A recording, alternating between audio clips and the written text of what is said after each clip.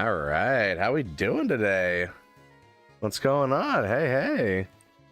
Yeah, sorry about yesterday. It was well, work's been getting a little busy lately.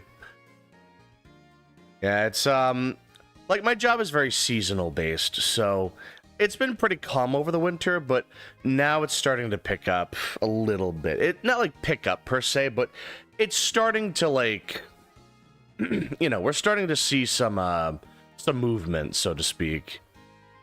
So things might get a little inconsistent again, as if they haven't already been inconsistent, but I mean, we'll see how it works as we go along, There we go, just gotta move my little guy in the center. But yeah, so I have been doing a little bit of grinding. Like a little bit, not too much. We got Sun evolved into a Lucario, so they're going to be pulling a pretty good amount of the muscle for a while. Yeah, a little spotty because of the timid nature, but they're not terrible at all. And then we got Freebird, the Braviary. I got really lucky and got an adamant nature. So this guy's going to be hitting pretty hard. And I'm very much happy to see that. I do love to see that. I forgot to organize the moves. Yeah, there we go. Yeah, the team's definitely coming along. We're making some progress, I should have organized my moves a little bit better. That's alright.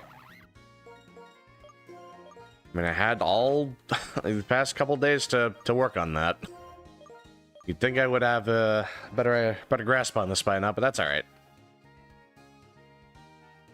But yeah, so I was kind of in a rush last time, so I didn't really get to explore everything the way I wanted to. So I'm pretty sure this was where we could fight the janitor. So this would be a great place to do some level grinding.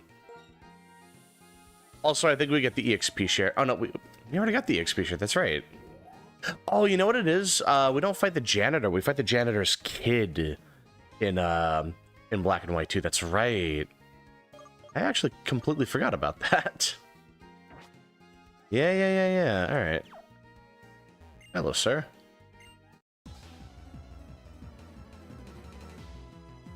But yeah, so let's see. I mean, right now we have 5 properly leveled Pokemon. I don't plan on using Amphi for too long. I'm not liking this matchup. Yeah, we'll just bring in Snowball.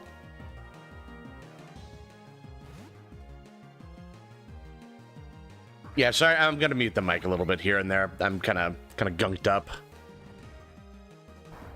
Had a bit of a late dinner tonight, so a little gummed up at the moment. But yeah, I don't know when we're gonna get a new Pokemon soon. I think I wanted to get Trapinch like soonish. Like I think that would be a very good teammate to add. And maybe one of the evolutions. I'm not entirely sure quite yet. Like, I gotta really think about that. Like, I've really been experimenting lately. Like, I have, like, a list of Pokemon that I wanted to add to the team, but I've been going off script for a while. Pretty much the very start of the game. Like, that Riolu kind of threw me off. I was just like... It's not the kind of Pokemon that I expect to get, Like, it's a rare encounter, and it's kind of hard to raise it, but it really worked out, honestly. And now I'm just kind of throwing in whatever I see. So if I could get an Eevee later on, or like soonish. Like, it will be pretty soon, but if I do get an Eevee, I gotta wonder what I would turn it into. Because, I mean, an Espeon would be very nice. but that's a friendship evolution, and that's, you know, based on the time of day, so it might not work out super well, so I'll have to think about it. Hey, Jay, right? What's going on? Yeah, we're just starting White 2, just going through the city again, because I missed a couple things. But yeah, what's going on? How you doing? Now, we're not gonna bother with Spark. Yeah, if it were a special attack, I would have thrown that in a heartbeat, but it's not really gonna work right now. Oh, I'm getting a lot of Pokeballs. That's good. What about you? Ah, scope lens. That could be useful. Depending on what I'm trying to, like, build. Doing good. Work has ended for the week, so I'm happy. Oh, that's great to hear. Yeah, hopefully you really enjoy the weekend, man. I know, it's always the best feeling when you just get back from work and you know you're done for the week. You know, you can just shut your brain off for a bit and, like, really, like, actually rest. Like, that's really nice. Yeah, let's see. So that's every trainer on this floor, so we'll go to the next one.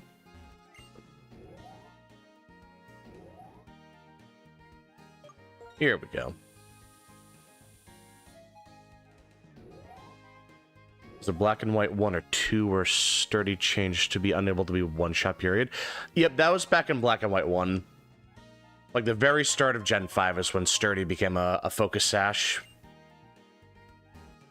On top of still being able to, like, protect against one-shot moves like Horn Drill.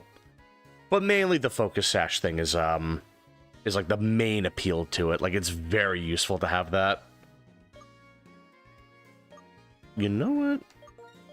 We'll lead off with Sun. Hold on, I just realized. I think I should teach him Return. Assuming I didn't already. Yeah, because this should be a really strong move right now. Rock Smash just isn't getting it done. But yeah, ever since Gen 5, Sturdy has been an extremely good ability. Like, the more popular strat to use with Magnemite is Magna Pull, so you can trap Steel types, which is kind of busted. But Sturdy is still a very nice option. So you can hit really hard with that. Like, even if you get hit, like, you'll survive the hit and then you'll hit really hard because you have, like, Magna Zone has like 130 special attack. So I can do a lot of damage.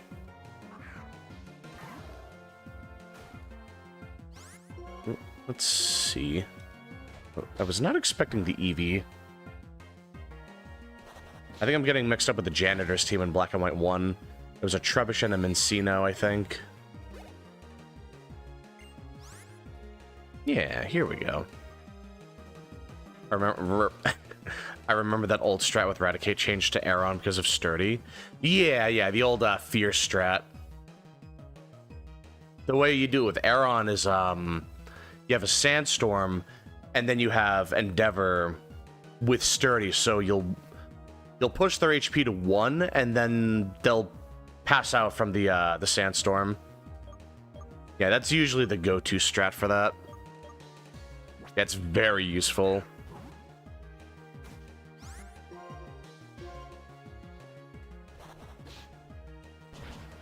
But yeah, Fear is a really old strat. That's a classic. Ooh. Let's see.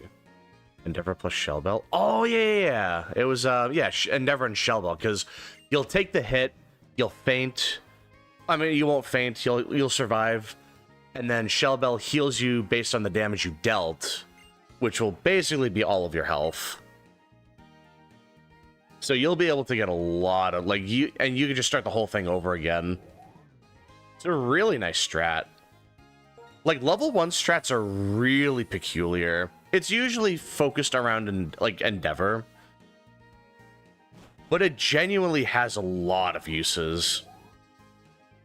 Like, it is a very, very, very good strat. Hold on, what else did I want to do?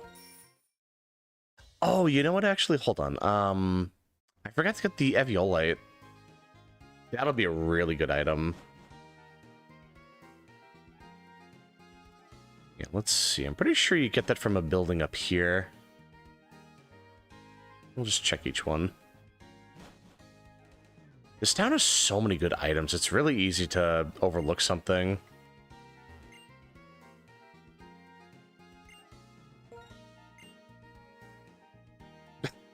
Buddy, watch where you're touching. Don't damage the goods. Yeah, I just wish I were able to do those kinds of strats, like, just in a normal playthrough. Like, there are level 1 mods where you don't gain EXP.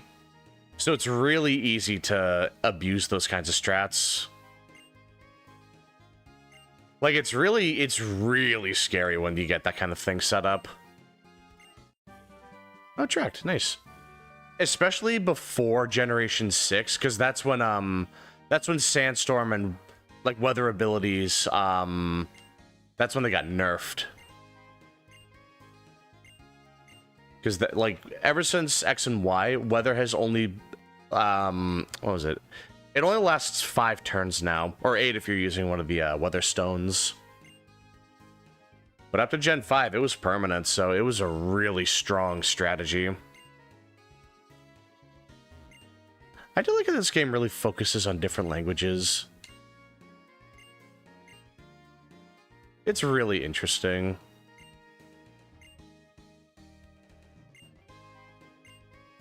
Oh god, Elisa, that's right. Yeah, she's gonna be a real handful, I have a feeling. Oh, that's right, Emolga. That's the real problem Pokemon for her, because it's like...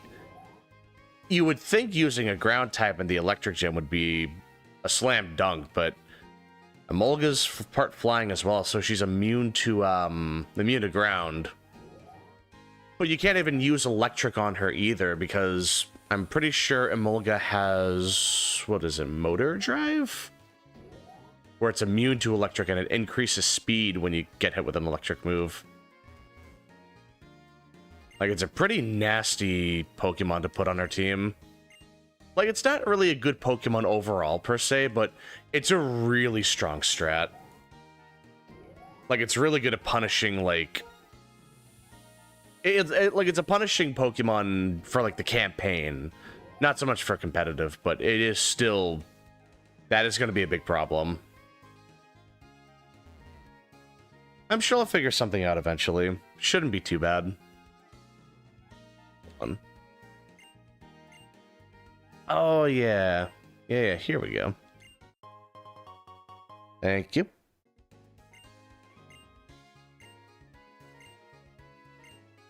Yeah, so as long as our Pokemon hasn't evolved, we can give that to someone, and it increases their defense and special defense by 50%, so that's really good. Matter of fact, I'll probably give that to Snowball, actually. Because I know for a fact... Oh, no, they have a Mystic Water, actually. Maybe I shouldn't. Okay. We'll give it to, let's see. Yeah, here we go. Yeah, Flare will make good use of that. Maybe I can give Sun, like, the scope lens. That wouldn't be a bad strat. I forget, did anyone else in here have anything? I don't think so. Yeah, I'm pretty sure it was mainly just Eviolite that I needed. Not even, like, needed, just wanted. But yeah, let's see. Oh yeah, there's another item.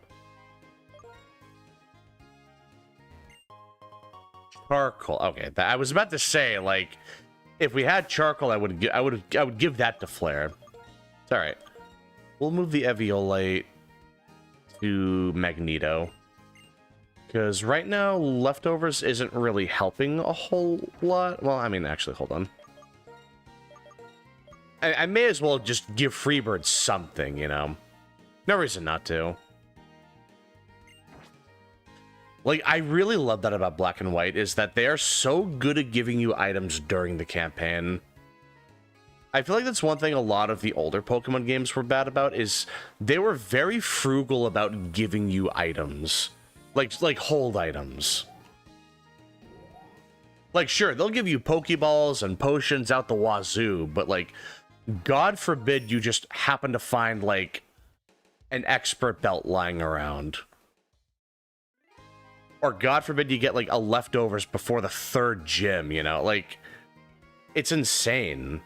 Like, I got a leftovers, I'm pretty sure, before I fought Berg. I'm pretty sure. So, I mean, that was really good. And then there's the, there are the type gems, like normal gem, where it's like, the first time you use that type of move, it increases the power by 50%. So it's like, there used to be this insanely busted strat with, acrobatics, where you'll use a flying gem, and you'll consume your item. And then when you use acrobatics, it gets stronger when you don't have an item. So it was just this insanely strong move. It's part of why Hawlucha was so strong in Gen 6, honestly. Because you could give a flying gem, activate unnerve, not unnerve, oh my god, what is the name of the ability? The one that doubles your speed when you use a hold item. Oh my god, I actually forgot the name of the ability. It's embarrassing. Hold on, let me just look that up super quick. Unburden, that's what it was. I was close. I said unnerve. It's unburden. But no, that's actually a really good combo. Let's see. Actually, that's right. There's a whole nother area down here that I could explore. You know, I got repelled, didn't I? Yeah, wait a minute. Or did I not? Oh, jeez. I guess it's not a big deal. But I'm pretty sure it was just down this way. Yeah, and then we're able to, Really? Well, this is where we can access, the park. The, what was it called? Like, just a park for Casellia. But yeah, this was not in the original Black and White Casellia City. So it's really nice because you can actually get a couple Pokemon here. So I could get my grass type of choice here if I wanted. But I'm probably just gonna shoot for Eevee. Probably don't even really need Eevee. Just thought it might be nice to, like, have it. Now we'll lead off with Sun. Miracle Seed, alright. So when we do get a grass type, that'll be our main move. So that is nice to have. Yeah, it's really an interesting area. I think it's supposed to represent what used to be here and what the city has become around it. So it's like the marching of time is a scary thing or something like that. Oh no, let me look in the double battle grass. Yeah, hold on. No, the Snowball's a good Pokemon here. Yeah, let's see. I'm surprised we haven't seen anything here yet. We should be able to find something. I'm surprised. What? Okay, there we go. I was gonna say, like, is there no wild Pokemon in this part of the grass? But yeah, like, the reason why I wanted to come here is because, well, why I wanted to go in that patch of grass is because, double battle grass Pokemon are at a higher level. So this would have been nice, you know? Just to get that little head start. Really, son? My guy is too powerful. I probably shouldn't have gotten rid of Sonic Boom from Magneto. Yeah, that was not my best moment. That's still a very useful move to have as well. Rattata, alright. Well, I mean, even higher level Petalil. So, I mean, that kind of works out. Like, you know what? Hey, honestly, we take those. So let's see how much this does. Because Water Gun shouldn't do really a whole lot. Yeah, there we go. Okay. That's kind of bad. I don't think we can use Snowball here, because if they keep healing, then that's not going to be good. We'll bring in Magneto. Yeah, they should be perfect. They're pretty tanky.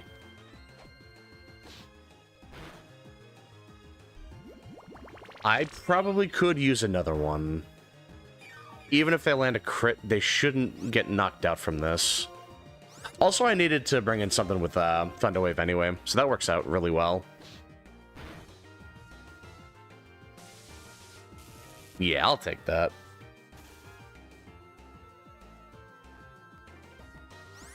Yes, let's see. I guess we'll spam counter, because you can't, like, use Pokeball twice, you know?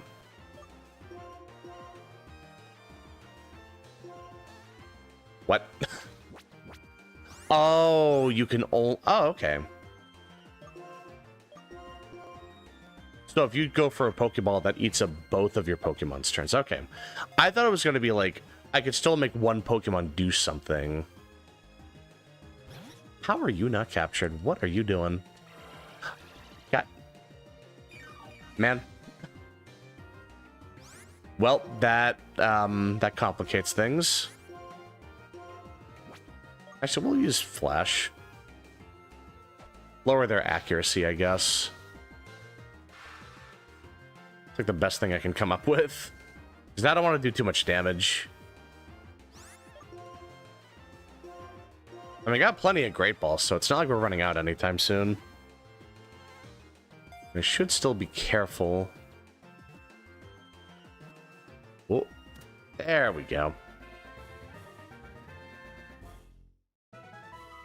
Yeah, so I kind of wanted Roserade as the grass type, but I could probably do Lilligant. What to name you? Probably not going to try too hard with this one. Buddy. Not the best name that I've come up with, but she'll do. And I guess we'll save after that, too. I think we'll look for EV like 5 times, I want to say. You know, we'll just check like 5 patches. Yeah, I'll just do like 5 battles, and we'll see how that goes from there. Yeah, because an Eevee would be a nice Pokemon to add, because I can think about what to evolve it into later. I really wish they added more grass here, though. Yeah, shame.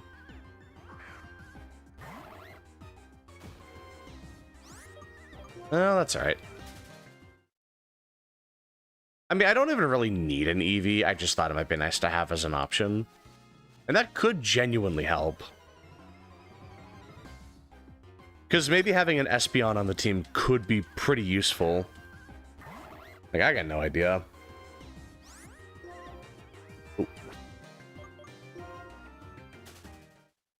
Because, like, if I at least keep her on the team, or whatever gender they're going to be, they're probably going to be an Espeon or an Umbreon, if I'm just holding on to them long enough.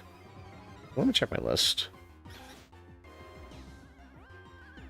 Yeah, because I'm probably more likely to throw in Flygon than anything. I might even take off Braviary for another Pokemon, I'm not really sure. Yeah, it really depends on what I'm feeling.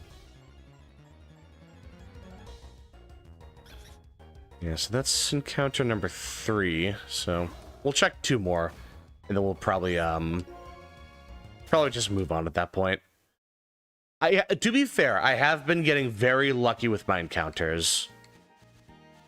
Like, I would not be the least bit surprised if I just magically found an Eevee. Like, Eevee is a pretty rare Pokemon, I recall. So if I did get that, I mean, my luck would kind of be through the roof at that point then, huh? Like, I got a Riolu pretty quickly. I wasn't even, like, trying to look for it, so, I mean, I feel like a good chunk of my luck got thrown into that, you know? Oh.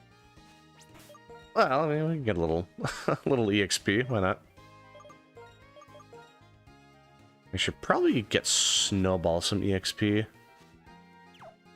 This won't count with our encounters, by the way. Oh. Well. Actually, that's not good.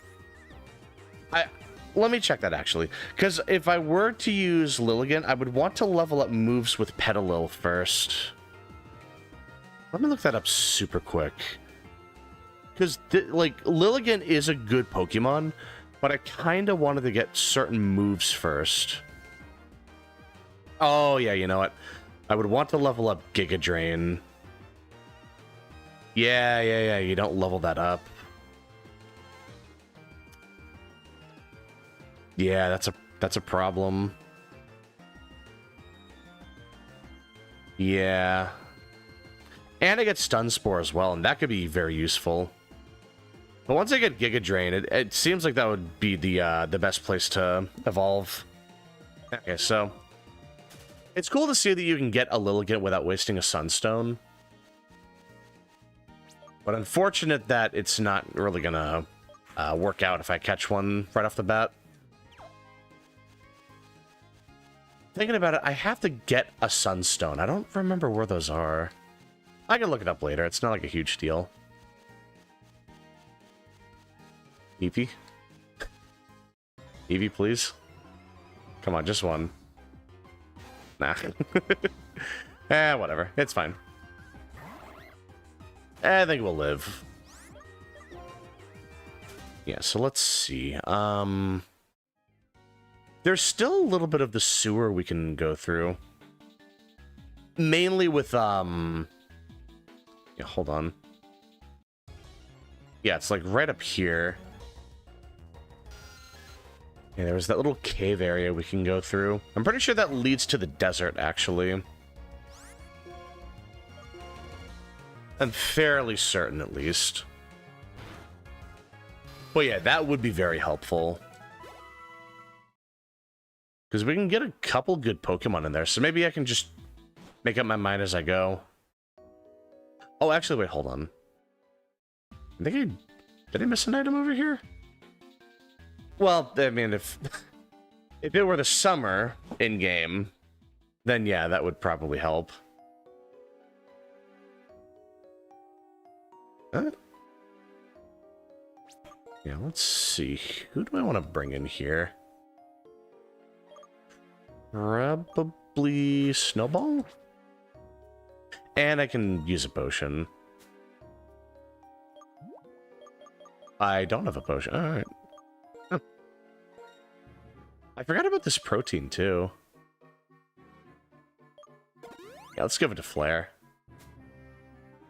She'll need as much power as she can get. Growlithe is notoriously hard to use until you get Arcanine. Yeah, I think Snowball will be fine. I think we're good. But let's see, I'm pretty sure you can get Drillbur in here. That would be a very good Pokemon. Yes, let's see. Which should... Okay, I was gonna say that should knock it out, but maybe not now. Yeah. Really? Come on. At this point, Water Gun would probably be stronger. Or at least, like, comparable. Yeah.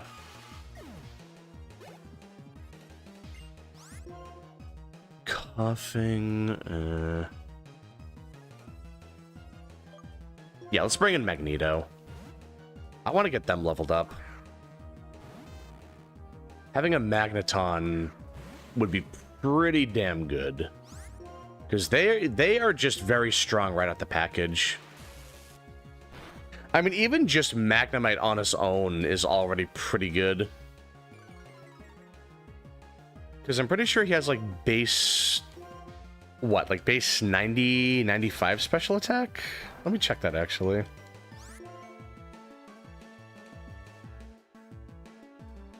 Yeah, let's... Oh. Yeah, hold on. Working on the fly here. Let me see. Yep, base 95 special attack. So Magnemite's already fairly strong from the jump. So I would very much like to get them evolved, like, as soon as possible. They might not have a great matchup against, what is it? They might not have a great matchup against Elisa, but that's only just in terms of damaging, like, just trying to attack. On defense, they're pretty airtight. Like, unless Substriker uses Flame Charge, you, like, because I'm more worried about the Emolga at that point. At least with dealing with Emolga, I feel like we're kind of just chilling. Yeah, so let's see.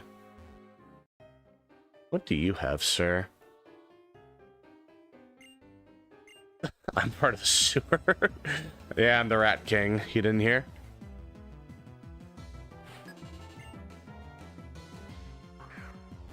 Grammar, eh. Nah, I think we can take them. We should be fine. X special defense. Alright, that's not gonna affect anything. Ooh, okay. Then we'll just go for return. Yeah, water normal used to be really good coverage. I think it still is. I think there are more things that resist it now. And even at this point in the game, like, Empoleon would resist it, but that's, like, the only thing I can think of. Oh, well, Jellicent, actually. Yeah, but Gen 4 and 5, water normal coverage was really good. It was hard to find something that could resist it. Even though I just mentioned Pokemon that resist it. If anything, Jellicent would be completely immune to it. Because Ghost is immune to normal, and it has water absorb, so it's just immune to water. But just looking at a natural type combo, it's hard to find anything that would be totally immune to that. At least in the older games. Like I said, it's pretty easy to find more Pokemon that resist that. So, like, I don't know, like Trevenant, like a Grass Ghost type would be immune to it.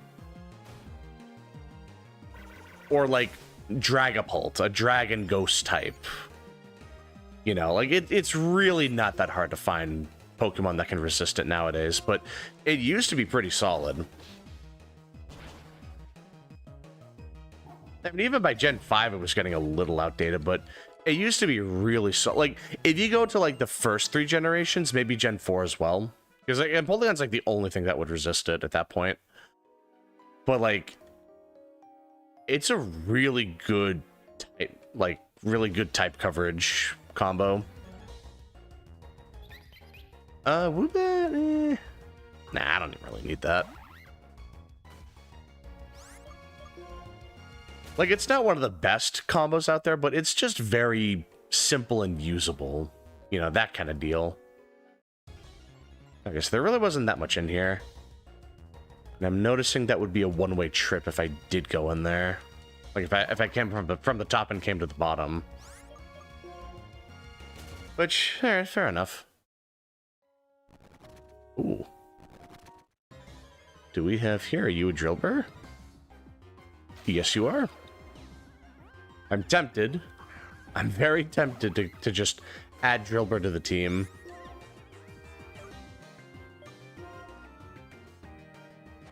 But I mean, they're just a staple. Like, Excadrill is the go-to speedrun Pokemon in this game. Because, I mean, a steel type is a steel type, and that's always going to be good. Pretty much no matter what you do, that's always going to be really good. But you also, you just have insanely high attack. You're fairly bulky besides the steel typing. You have usable speed. You get Sword Stance, Stab Earthquake, like with 135 base attack. Like, dude, that thing was just made to be a speedrun Pokemon. And then Hawlucha came out, and that was the premier speedrun Pokemon. Like, it's not even close. That thing is just made to be a speedrun Pokemon.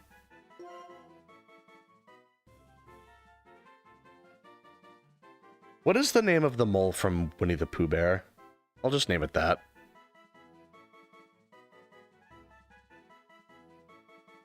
Let me think. Gopher. Oh. Okay. I thought they were gonna have an actual name. I kind of forgot the Pooh Bear characters are just named after, like, actual animals. Man, it was a lot more fun using the touch screen to do this. Well, I mean, if that's everything, you know, I think we can just head out. I really hope this takes me out of the entire area, not just into the sewer. Okay, thank God. Like, I was gonna say, if it just made me, like, go to the entrance of the sewer and I had to run all the way back, that would have been such a pain. Oh yeah, so we can't actually go this way yet.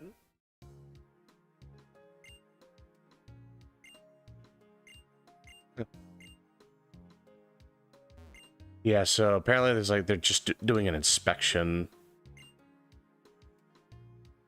Yeah, basically we can't go here until the post game, which is dumb, but I mean, it is what it is, you know? I'm not gonna fret over it. But yeah, let's see. So, now that we're done with all that, I'm pretty sure we can just get a move on. Get back on track with everything. Like, really start to, try to fill out the team again. Oh, let me check the, I got Pokemon. Let me check them. I mean, if that Drillbur is an adamant nature or something with, like, Mold Breaker or whatever, dude, I might have to throw that on. Quirky on tempo. It was so close. It was so close. It was so close to being, like, the ideal. Because if you have Mold Breaker, anything that has Levitate, you can hit with Earthquake. It doesn't sound like a big deal, but that is a very big component to making this thing really good. That is so tempting, actually. But then that would be another steel type on my team. Oh, man. Ooh. Oh boy. May I miss inputs? Yeah, I'm pretty sure you're supposed to use the touchscreen for this. Because, I mean, quirky nature, that's fine. I can make that work. I'll just put you away. You served me well, Amphi, but you need to take a rest. But, I mean, throwing Drillbur on the team is so... I just don't know. That's such a tough choice. Hey, Cassie, what's going on? Oh, Mold Breaker's the hidden ability. Oh, that's right. It's Sand Force and Sand Rush that are its base abilities. That's right. Mold Breaker's the hidden ability. You're right. Thank you. I actually completely forgot about that. But yeah, what's going on? How you doing? God, I'm so tempted to throw that on because I wanted to get a flag on as well. So I don't want two crown types. That is so tempting though. We'll keep that on the back burner. We'll keep that in mind for later, I think. Because they're not going to be crazy good right now, but later on they could be incredibly useful. Yeah, I gotta think about that.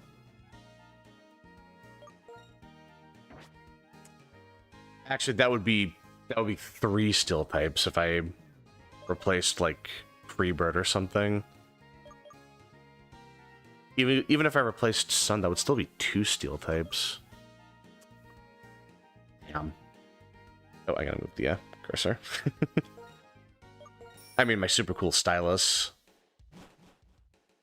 Not a mouse cursor. No, it's my my stylus. But yeah, let me think. I'm pretty sure we're done with everything in the city, so we can just head over to the desert, where I could get a trap hinge.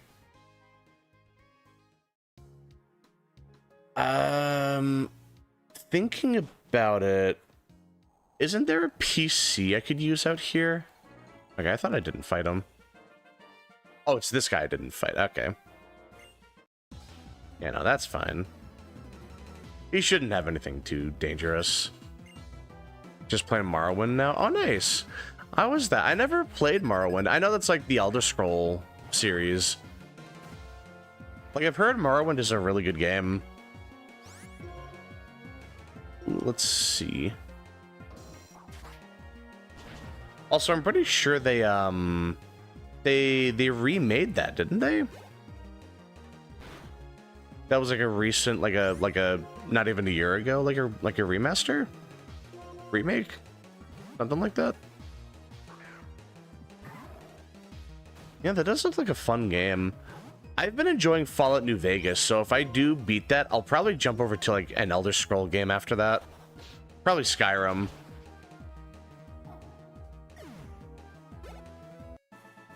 It's just a matter of when I can get around to New Vegas. Because it's like, I have just been getting super distracted. Oblivion got remade a bit ago. Okay, I thought it was Morrowind. Okay, Oblivion got the remake. I see. Okay, fair enough.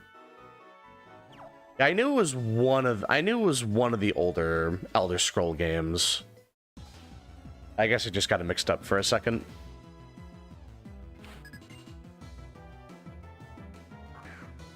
But yeah, here Morrowind is a very popular game.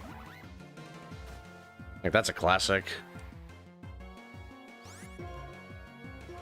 Let's see. Yeah, they probably have Sand Rush right now. That's probably why they outsped me. Actually, I think there's a PC up ahead I could use. That would be much appreciated, because I don't want to go back to town. I wanted to deposit something. Because when I catch Trap Pinch, I want to check the nature on it.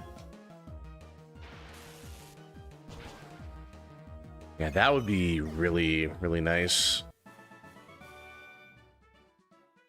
I mean, I'm probably just going to use Rose Raid instead of Lilligant, honestly.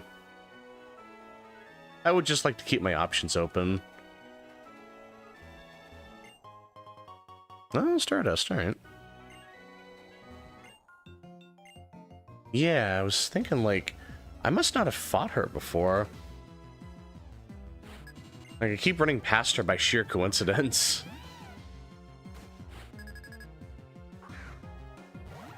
Yeah, I was kind of rushing through here, to be fair, so... I guess I got really lucky and just, like, scooted past her. Oh, you know what? There's a healer to the right. I could just take them up and then, Yeah, okay. So it's not a PC, but still, we can heal. Yeah, it is nice, because I wouldn't want to run back and forth, you know? That would be a bit of a pain. Yeah, let's see. We got a lot of money, though. That's good. I mean, she's a rich kid. That makes sense. They fight you? Oh, I must have. Yeah, okay. Please heal me. Thank you. Yeah, let's see. So, what else did I want to do? I mean, I wanted to get Trap Pinch around here, because Flygon's going to be pretty cool. Oh, no, I was definitely in here before, wasn't I? Yeah, no, I've definitely been in here already. Okay, okay. Skyrim would probably be the better choice. Morrowind can be frustrating at times. Ah, alright. Is it just like Skyrim has more quality of life kind of stuff? Because I don't mind that. I mean, I'm used to games that don't have a whole lot of, like, quality of life. Like, older Pokemon games are terrible with quality of life, and I'm fine playing those. But yeah, Skyrim does seem like the more enjoyable game, just from a distance, from what I can tell. I'll just stay in. Whoa. Big dodge. Yeah, let's see. Well, it does save me some trouble. It's funny, because I remember playing a little bit of Skyrim, like, for maybe an hour, like, years and years ago, and then I just stopped. I don't know why. I just decided I'm not going to play it anymore. Not on stream, of course, like a very long time ago. And now I kind of regret that.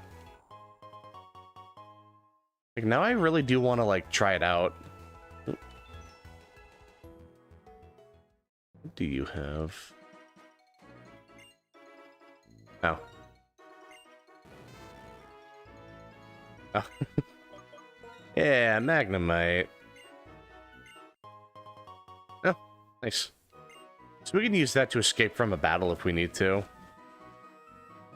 It's not like it's anything super useful, but it's cool.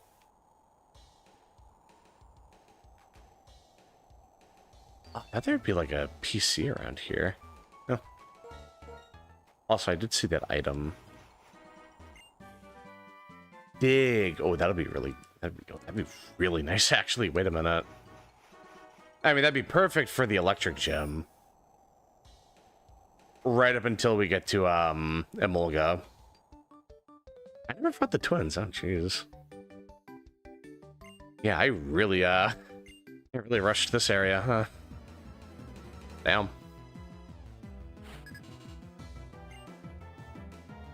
So I guess there's no PC in the immediate area. I mean, honestly, that's fine. We can still get,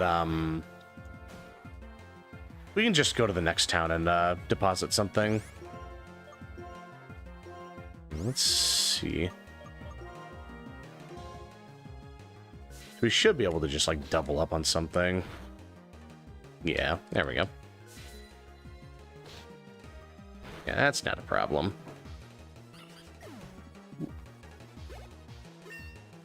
Eh, we got a level up, that's not bad. Yeah, I feel like maybe I should replace Sun. They're not terrible, but I feel like they're not going to be super, super useful. Or rather, I feel like they're going to be a little, like... I just don't like the timid nature. But also, I'm pretty sure they take a while to level up good moves. So because I would want to make, like, a special attacker, I would prefer moves like Aura Sphere or Flash Cannon, but I'm pretty sure those are much later on in the game. I mean, even Force Palm is serving me pretty well right now, but I would have preferred an Adamant nature. Or just like a non-minus attack nature, at least. Ooh, where are you going? Most Morrowind characters move very slowly at first, and your attacks have a hit chance that scales with your weapon skills. Oh, so even if you're going melee, like, you have a chance of missing. Oh, okay. I think I was kind of dealing with that in New Vegas, where it's like I was using fist weapons, and sometimes people would like deflect my attack. I'm assuming it's something like that. Or if you mean like they just straight up dodge the attack, like just activate Ultra Instinct or something, then I could definitely see that being a little annoying. But like I said, I'm pretty patient with those kinds of things. I don't think it'd be like the end of the world or anything, but you know, like I'll keep that in mind. Ooh, here we go. Not a terrible matchup. And we got Intimidate too. Now let's see. I feel like Ember's gonna do more damage for some reason. Oh. Well, that counter as well. Yeah, I'm surprised I didn't remember that sooner. Well, no, in that case, that was a very good call. Because I remember, yeah, they're a minus attack nature. So that's not great.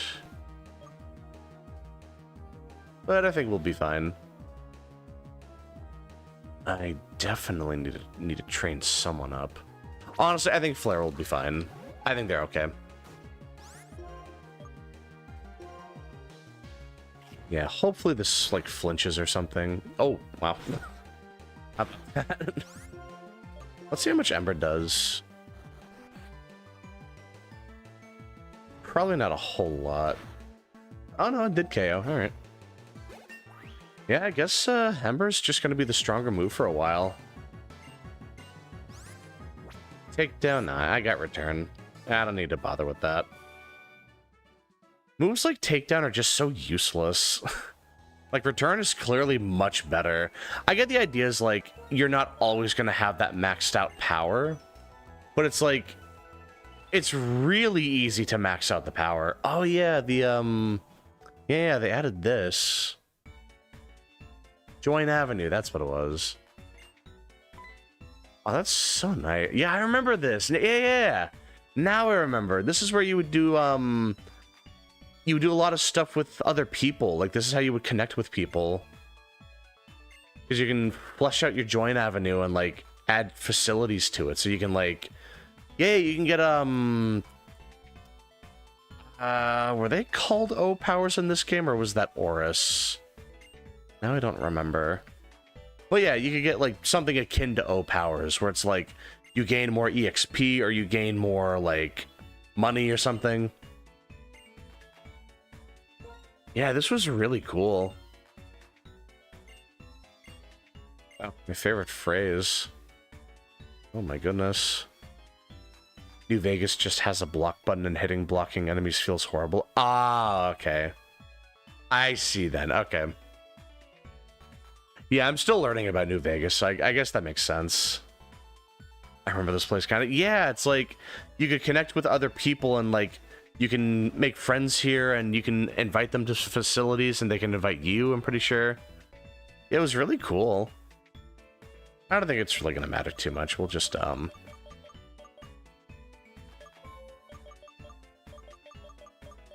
let's do a simple one. That's a great line. You really like a phrase that really moves people, huh?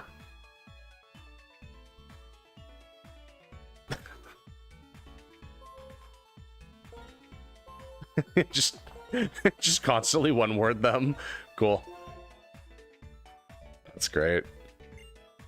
Hey, Black Nitro, what's going on? Yeah, we're just playing some White 2. We just got to Join Avenue. So we're pretty close to the 4th gym, actually. But yeah, what's going on? How you doing? Yeah, so we don't really have to do this right now, but it could be something really cool later. Should we address you? What is my title? Uh...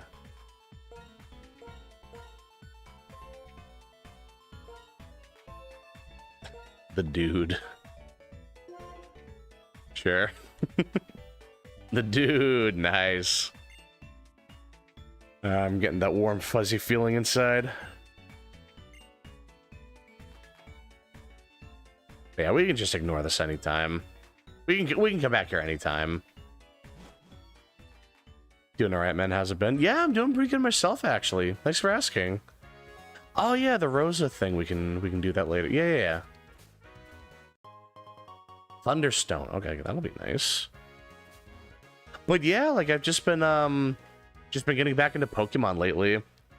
We had that 30th anniversary recently, and I just kind of wanted to get in on that while I could. My PC was kind of crapping out on me for the past couple of weeks, so I did get it fixed recently, but I'm hoping I can like get things fully back to normal soon. But other than that, like I'm doing pretty good.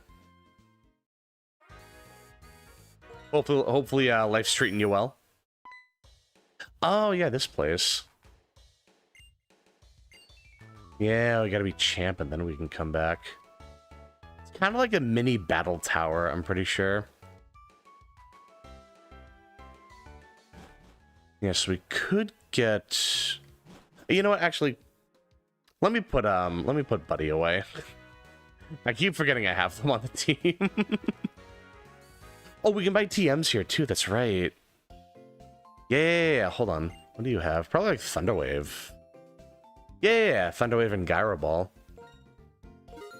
Those will be pretty good. Like, those will be useful. Like, Gyro Ball especially can be pretty busted. Like, that move is just cracked. At least under the right circumstances. That move can be insane. Also, Hyper Potions at this point, when I don't even have 100 HP, like, that's nuts. Definitely want revives. That's going to be really important. Couple of repels would be pretty good, too. Yeah, we can do a lot of level grinding here, actually. We still have a little bit more to go through, but we can make a lot of progress here. Yeah, let's see.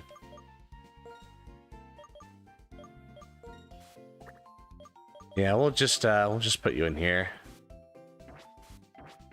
Well, I barely knew them, but they were cool to have on the team for a little bit. Roselia is the one I really want to add to the team, though. That's going to be the moneymaker right there. So let's see. The only issue is going to be trying to get, oh,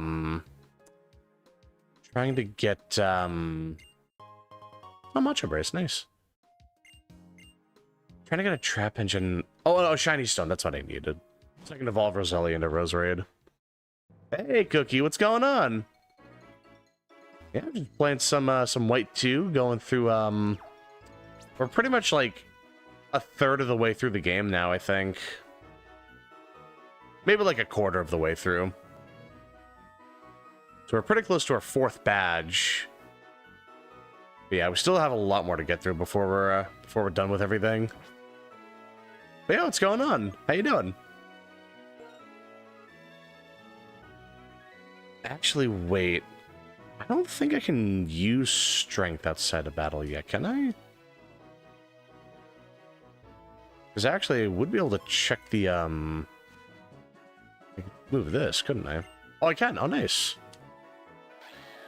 Oh, damn. Well, that definitely helps. I'll just save in this grass, then. For some reason, I'm in a Pokemon mood right now. I really want to buy Pokemon cards. Ooh, nice. Yeah, Pokemon cards, man. That's not easy. With all the scalping nowadays, it's not easy getting into that now. I was getting into it for a little while, but it's expensive. It's hard getting into it nowadays, but it's a really fun hobby to have. Trying to think of what to watch. I mean, what are you in for? Like, what are you in the mood for? Like, just, like, watch something Pokemon? Or like just watching anything in general. Because I mean, if it's anything in general, I was probably gonna watch like Full Metal Alchemist again, like sometime soon. Not really sure when, but probably like soonish. Like I've been getting in the mood for it again lately. It's been a while. Actually, now that I think about it, is this where we find them? Or do we have to go in the forest, I think? I think so, actually. Yeah, let's check real quick. I mean, a Mencina would be kind of cool.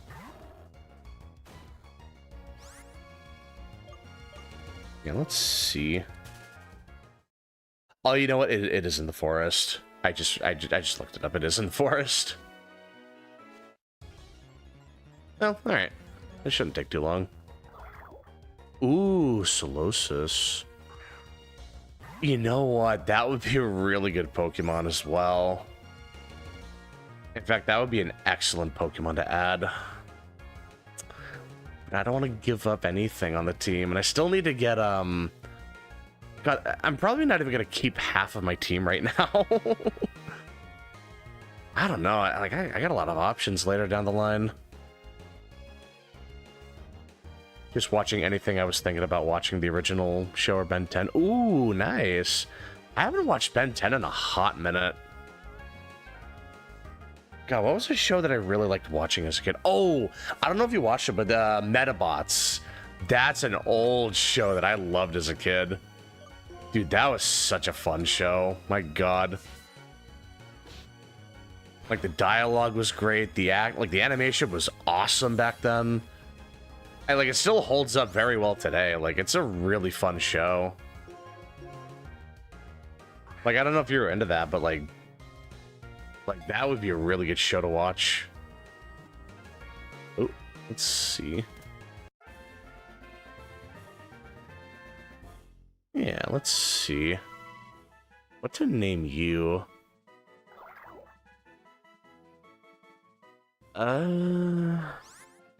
Nickname for Solosis.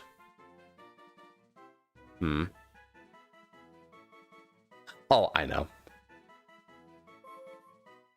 Ooh. Ozzy. Like Osmosis Jones. Oh, that'd be perfect, actually. Oh, you even have an item. Huh. And a mild nature, too. So that's plus special attack. Overcoat's an interesting ability, too. Just being immune to weather. Well, yeah, immune from damage, so like sandstorm and hail. I think we could have done a little better. We could have gotten Magic Guard, I think. Unless that's a hidden ability. Or at least Regenerator. We could have gotten Regenerator. That would have been really nice. Damn, that's what I mean. It's so hard to decide now. Oh, oops. I think we're gonna have to put something away. I really would not mind using a Reuniclus at all. That thing is a really solid Pokemon. Really good tank.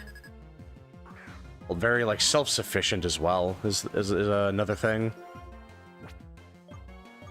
Well, hold on. Probably not gonna be that bad.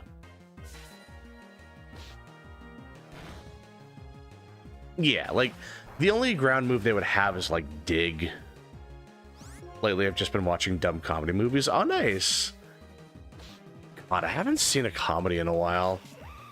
If I were to watch a comedy, though, it would probably just be Dumb and Dumber 1. That movie was insanely funny. I haven't watched that in a hot minute, but me and one of my friends quote the movie all the time. Like, the scene where in the mountains and, like, one of them's, like... One of them is freezing because they don't have gloves, and the other one just gives them an extra pair of gloves. He's like, extra gloves? You had extra gloves this whole time? And he's like, yeah, we're in the Rockies. Like, absolutely hilarious. My God, I kind of want to watch that again now. I was gonna rewatch Berserk, but it's not on YouTube anymore. Oh, did they take that down? I think I know what you're. I think I know what you're talking about. Damn, they really took that down? Oh, that sucks. Yeah, I know what you're talking about. Like I watched Berserk on YouTube as well. I'm not even sure where else you would watch that at this point. Probably like maybe Crunchyroll. I'm not even sure. But even then, I don't know if it would have the English dub. Oh, that stinks. Yeah, that's a really good show to watch, too.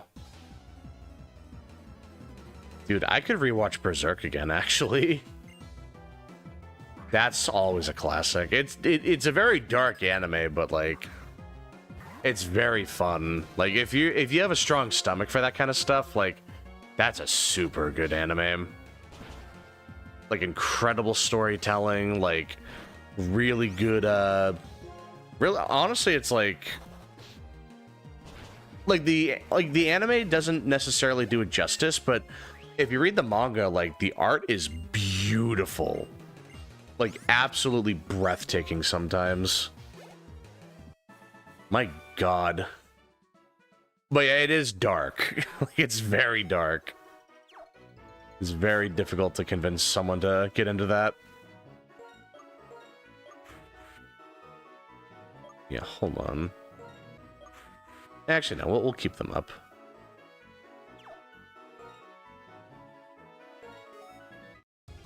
Probably an internet archive or something. Oh, that's true.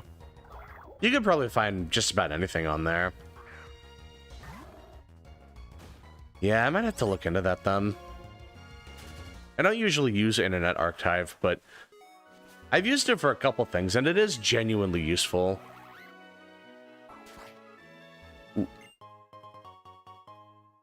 It's just the quality can be a little iffy sometimes, because it might be like lost media, or like almost lost media. Oh. Well, let's see. We need to bring in Magneto. We gotta level him up a little bit. If it's another Audino, that's gonna be huge. Yeah, here we go. This will be some good EXP.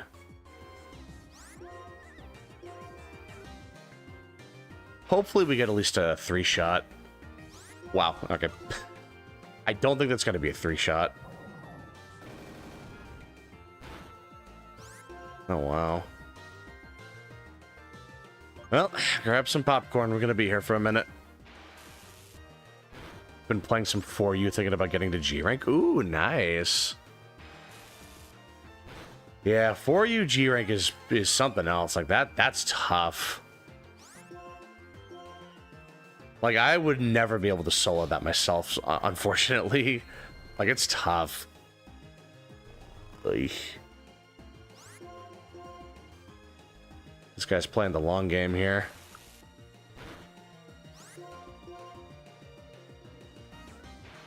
Man, what a fiend.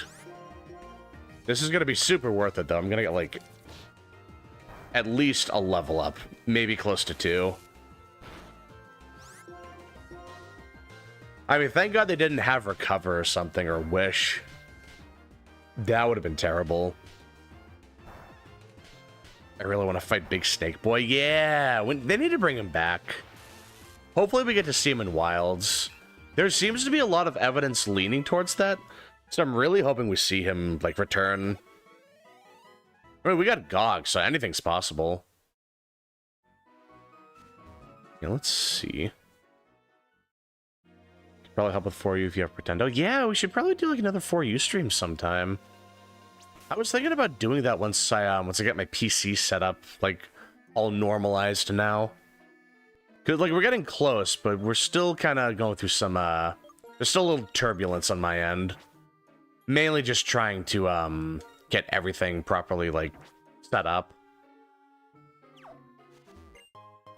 But yeah, maybe, like, next week? Not really sure, kind of just spitballing here. But yeah, I definitely want to get back into Monster Hunter soon. I was going to play Stories 3 when it comes out soon. So I would definitely want to try that out. Not a terrible matchup. I think we can make it work. Yeah, this should be fine. Alright, I don't think that's, something tells me that's not going to be very fine. Very rusty, my circle pad is a bit wonky, though. Oh, damn, that sucks to hear. I know, the circle pad, I hear that can break very easily. I'm surprised mine hasn't snapped off, honestly. But it's fine if you're rusty. Like, I'm hella rusty, too. If I fought a Shara, I'm... not Shara. If I fought a Shigaru, I'm probably gonna get one-tapped. But yeah, like, I'm totally down just to play with people again. Want to at least fight Rattlesnake Jake before my 3DS dies of old age. That's a great nickname for Dalamadur. God, yeah. No, like, that's just a great fight. It's one of the best spectacle fights that is still, like, that still has some substance to it. Like, it's still a really, really, really good fight. Oh, Pursuit. Damn. Oh, well. In that case...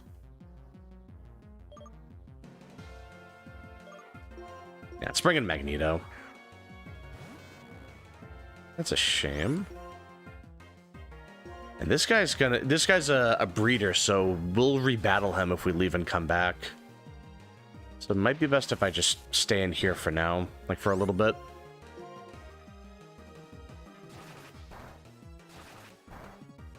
Oh god, I can only imagine bringing back Dalamadur into Wilds. Oh, is that not going to work now? No, okay, it's only Torment. It only applies after I use my attack. Like when I use my attack right after Torment. Okay. So I thought it was just not going to work because I used it like Thunder Shock before that. Let's see. Yeah, this should be good. High-rank Dala isn't too scary. The Shigaru Glaive just kind of takes care of it. Oh yeah, like, the Shigaru weapons are really strong. Like, they're really, really nice. And Dalamadur isn't like a hard fight or anything. It can be a bit of a process because it's so tanky, but like... and also you have to like... you have to move a lot. Like, you're going from like platform to platform, like trying to hit the... like the what is it? The arms, which kind of weird that a snake monster has arms. Hitting the head and the tail. Maybe like the torso. It's a very involved fight, but it's not like super difficult. Just very punishing if you make one mistake. My 3DS is like half the age of myself. Let's see. My most recent 3DS... I had ordered a 2DS XL a couple of years ago, but my old 3DS... man, that's like... 2009, 2010, I believe? No. It's 2011 or 2012 is when the 3DS came out, I'm pretty sure. Yeah, I think so.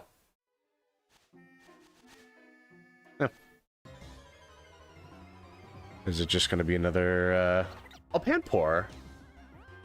I mean, I'm not going to use it, but that's cool that you can get them. I guess we'll make a mental note of that. I don't really need it, but it could be nice. Roselia, there we go. Alright, hopefully you have a good nature. Like, I'll take anything that isn't minus special attack. Ah. I will not be too picky about this.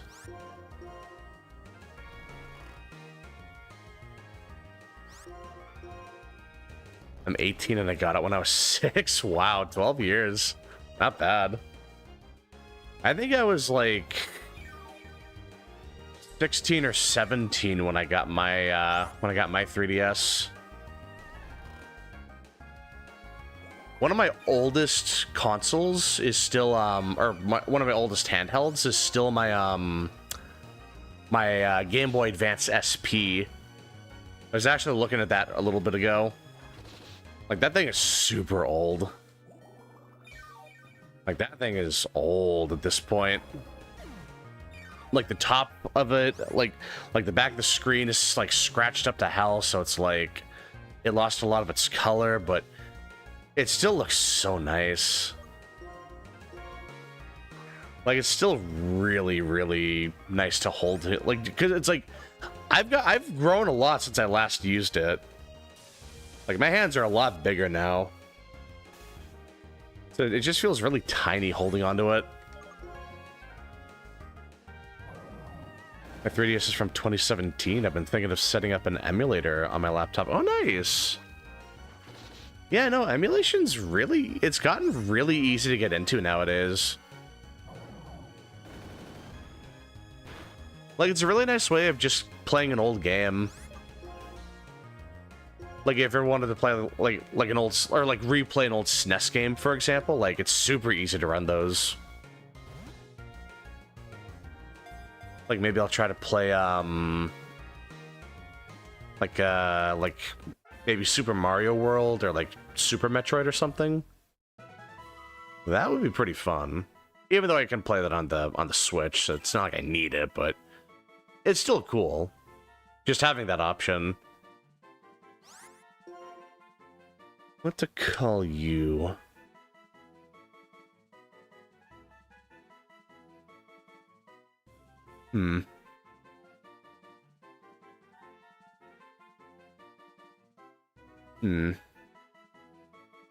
What to call you? I wanted to name it after the band that sung "Every Rose Has Its Thorns," but that's just Poison. If I name her Poison, people aren't really gonna get it. Damn.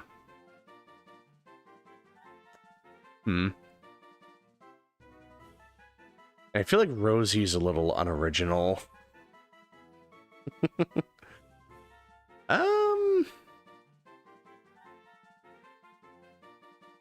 I'll just go with Ivy. I think that's a simple enough one. Okay, and then we can head back and heal up. Hopefully I got a good nature. Because if not, oh well. We're just gonna let it rip. So if it's an adamant nature, then, well, I'm just gonna have to make up my mind on the spot. Oh, that might kill, actually. No, okay.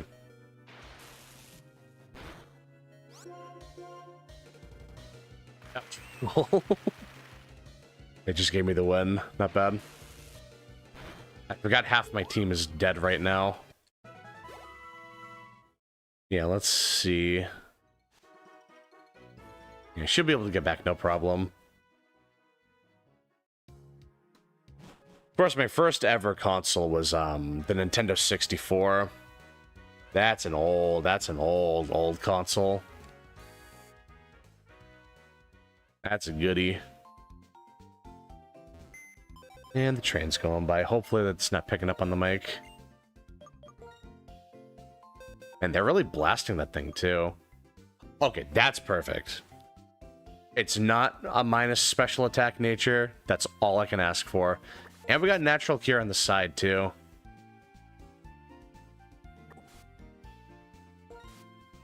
Yeah, hold on.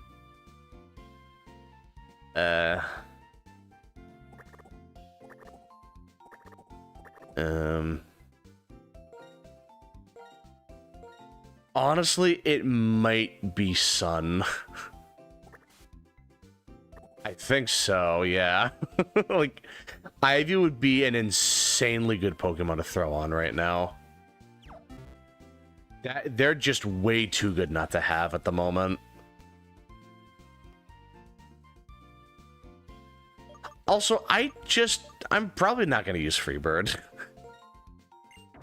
I just did not use them at all. They have not been in a single battle. They're about to go into a really bad matchup. It's a shame, because I reset the hell out of this encounter just to get one. But yeah, Flygon would be a lot better. It would just be a much more, like... That's just the more logical choice. They don't hit quite as hard, but they have a much better typing, and normal is bad coverage. It doesn't hit anything super effectively. Also next to no resistance. Like, Flygon just seems a lot better.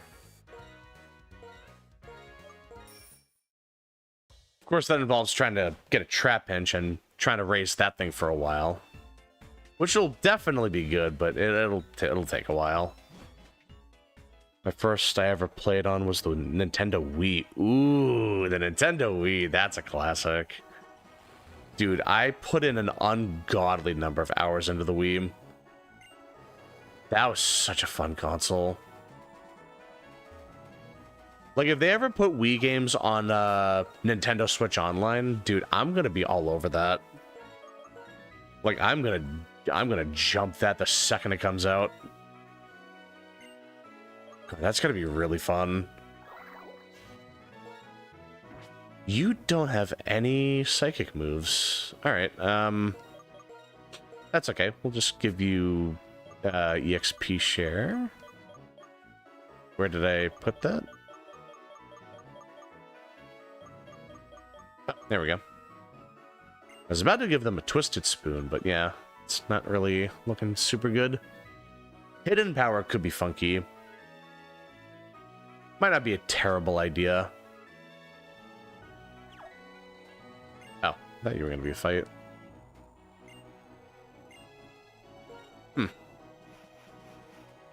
Oh yeah, Relic Castle's a lot easier to go through now, that's right. My first was the N64 too. Nice. My first ever video game was Banjo-Kazooie. I remember that very vividly. I played it, and I immediately drowned because I didn't know how to swim up underwater. I kept holding up on the controller, and that made me swim down because it's like plain controls. And I got so salty, but I was like, like I couldn't stop playing it for a while. The reason I stopped playing was because we got to the, I got to that part with like the big metal shark, and that scared the shit out of me as a kid. And I just never touched it again after that. And it's so dumb because I still haven't played it again since then. Not because I'm scared of the shark, but like I never found an excuse to like get back into it. Which sucks, because I feel like I would really like it if I played it again. Actually, wait, you're not going to have a grass-weak Pokemon, are you? I'll just bring in Flare. Oh my god, that's right, like... I still need to get around to it. They put Banjo-Tooie on the, on NSO as well. Yeah, I should definitely do that. I don't know why, I really have no excuse not to at this point. It's just a matter of, like, you know, getting off my ass and actually doing it. Maybe I'll do that over the spring or summer. Like, have a more, like, N64 focused week or something.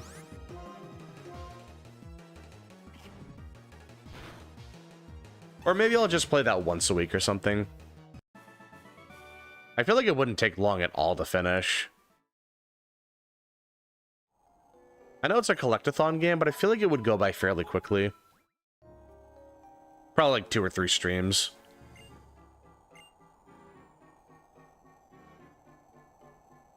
My first game was Skylander Swap Force. That's how my Skylander addiction began. Nice. Yeah, we all start somewhere. That is weird. It is a straight line, but it's just like... The way the height elevation looked, it just looked kind of weird. Just kind of threw me off guard for a second. Darumaka, okay. Yeah, that's what I was worried about. I think we'll be fine, but... yeah, we'll just have to be a little careful. I was terrified of the smaller normal sharks and never got past the beach level. Oh yeah, the shark that chases you in the water. Oh my god, how did I forget about that? Yeah, that's right. Dude, that was scary. Because it's like, it just makes you never want to touch the water. I think that may have been like... because I used to be afraid of the water. I feel like that game is what caused me to be afraid. Because I was just like, I was terrified back then. I'm totally fine with it now, but back then I was like, dude, I was mortified of the water.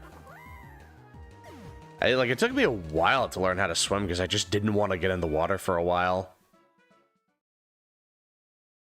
And I feel like that game is the one that caused that.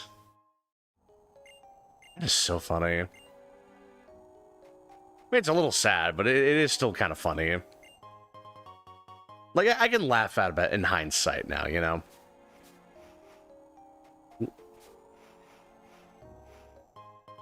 Ooh, star piece. That'll be very valuable later. Let's see. Let me see if I can... I want to get a trap hinge here. I should be able to find one around here, at least. Hey, Neko-chan, what's going on? Wi-Fi came back on. First thing I did was play Warframe and buy Platgaras Shattered Flash is roughly doing 20 million damage, I assume, with all the zeros. Oh, nice. But yeah, how you doing, man? What's going on? Big metal shark from Mario Galaxy scared the shit out of me when I was younger. Oh my god. I haven't played Galaxy in years. I forgot about that. Ooh, Sigilif. Oh, I wonder if I should use that, actually. If this has Magic Guard, I'm definitely catching it. If this thing has Magic Guard, dude, I'm gonna be all over this. It does, okay. Alright, that's really tempting. That is super, super, super tempting. That's... oh, okay. Holy. I don't think Thundershock's gonna one-shot. Okay, good. Played it kind of risky, but we're doing pretty good. The big metal shark from Mario Galaxy. Jesus Christ. Nintendo had a weird obsession with making sharks scary. It's only really 2 games that happened to me, but my god, like...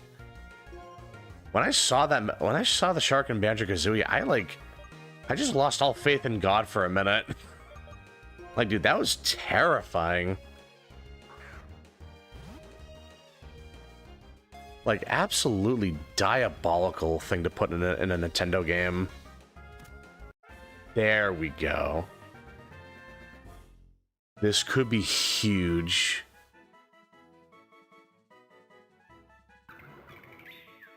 Sigilif could be nuts. Mm-hmm.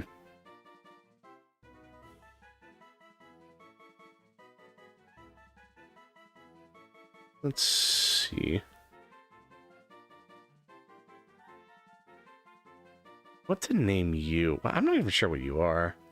I think they were sentries. I think their lore is like they were security, like sentries for Lost Civilization or something. I think it was something like that. Maybe just sentry. Yeah, I'll just do that.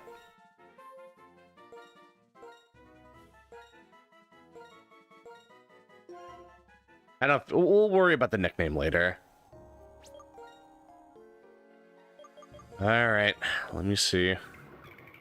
Naughty nature. That's not the worst. It's not minus special attack. That's the important thing. I'll keep that. I definitely want to use that now.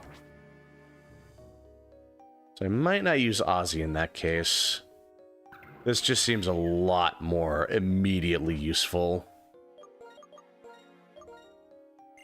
Yeah. Pretty regularly have nightmares about the Reaper Leviathan from Subnautica. Oh, Jesus. That's the... I feel like that would be the perfect game to give yourself the fear of, like, underwater. Just the fear of anything, like, in the ocean. That's the perfect game for that. Jesus, I feel bad for anyone that plays that and they haven't been in the ocean yet. I mean, even if you've been in the ocean, like, it's hard to shake that kind of fear. Institute Ooga Booga Man. I don't think that would have fit. I think we'll find a name raider soon enough. I can try that again. Ooh. Ooh. Hold on. You'll have to revisit that. Ooh. Not as bad as the Desert Pyramid level in that open world. Is Donkey Kong? Can't remember. Oh, Donkey Kong open world pyramid?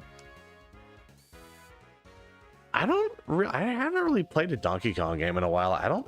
I know I had Donkey Kong 64 as a kid, but I don't think I got that far in it. I don't remember there being a pyramid in that game. Maybe there was, I just don't remember. It had an island with gates and underwater, a whole bunch of stuff, really? I don't know. I mean, Donkey Kong 64 does take place on a big island. Maybe it was that?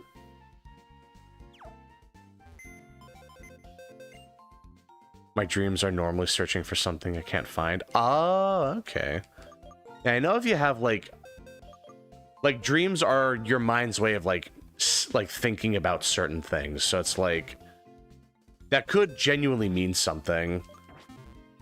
Like, it's your brain's way of trying to tell you something. I definitely want to train up Sentry. They're gonna pop off later, I have a feeling. It was on the 64 console? Oh, it was definitely Donkey Kong 64 then. I only played a little bit of that game as a kid. I couldn't really get into it back then. I didn't really like it for some reason. K. Rool's Island was also scary as a child. Yeah, K. Rool. I think that's what it was. Ooh. Yeah, like K. Rool's like his base. Ooh. Yeah, it was something like that. I used to be really scared of the monsters from the second Scooby-Doo live action. I used to be scared of, like... That's so funny you bring up Scooby-Doo. There was an animated Scooby-Doo that involved werewolves, and that terrified me. It was like... They had, like, werewolves and, like, vampires, I think. And... No, not vampires. It was werewolves, and it was, like... They used these clay figures to give themselves immortality or something. And so, like, they destroyed them and, like, they literally just killed the werewolves, basically. Like, they combusted into, like, they just exploded into fire and, like, you see their skeletons and shit. And, like, dude, that was crazy. Like, as a kid, that is terrifying. I cannot believe that was supposed to be a kid-friendly movie. Oh my god, dude, like, their second animated movie, the one with, like, the aliens, that was a lot easier for me to stomach. That was a lot more, like, kid-friendly. But that one with the werewolves, man, that one was... I don't even know if that was the first or second one, actually. But the one with the werewolves was scary as hell. Like, dude, that terrified me as a kid. Yeah, we'll do Leech Seed. Because I know you got Sturdy, so I'm not going to be able to one-shot. the live action looking monsters were just too much for my tiny brain at the time. Well, yeah, but like, you're a kid. You're not really mentally prepared for stuff like that.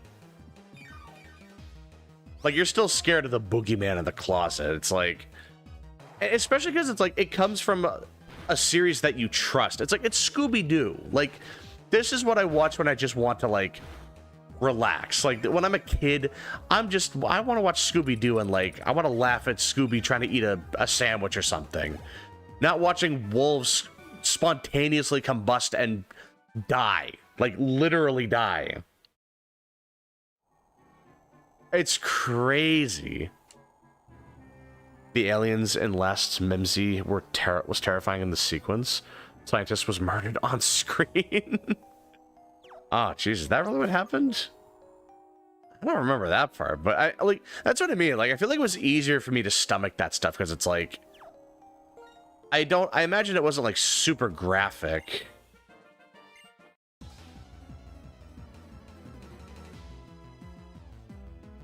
Like, my God, that's just like, it's still crazy that like shows that are supposed to be kid friendly have like actually terrifying things on. Like, it's still terrifying. Oh, wait, Last Mimsy is a movie, isn't it?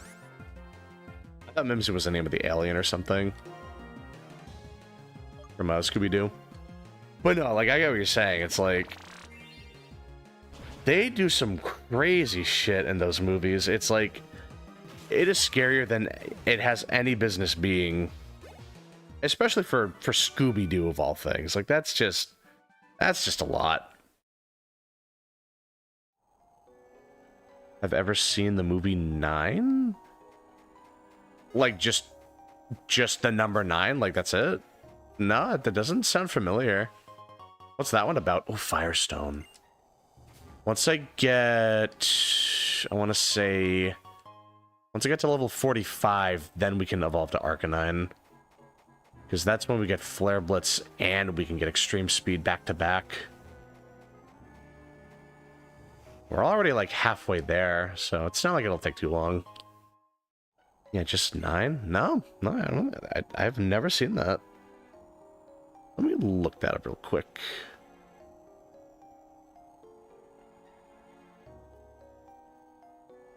No, I've never seen that. It's an animated movie, though, so I like those. I feel like I would probably like that. Nana was a good one. The puppets and world was terrifying. Human soul energy was transferred to this weird dolls. Oh, really? Oh, wow. So it's like humans are possessing dolls from the sound of it? Or I guess my guess is like humanity was on the brink of death and they had to put their souls in dolls just to survive or something. It's probably something like that. It's my guess anyway, but no, that sounds like a really dark movie. I think I would like that. I don't mind movies that get dark. I've actually gotten pretty accustomed to those kinds of movies. No, we'll keep Ivy in. Oh.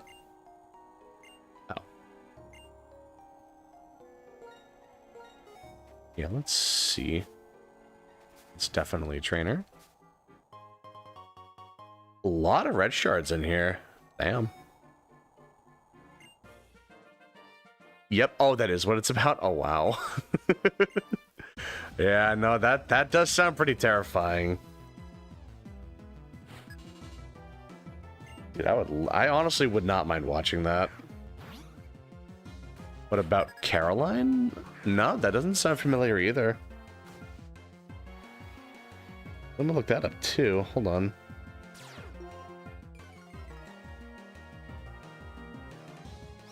Caroline. Oh, wait a minute. I haven't seen it, but I know who you're talking about. I've seen that girl before. I've seen like that character, like her design before. Like, I've heard of it. God, yeah, no, I feel like I feel like I missed out on a lot of movies, actually. Thinking about it, I feel like I did.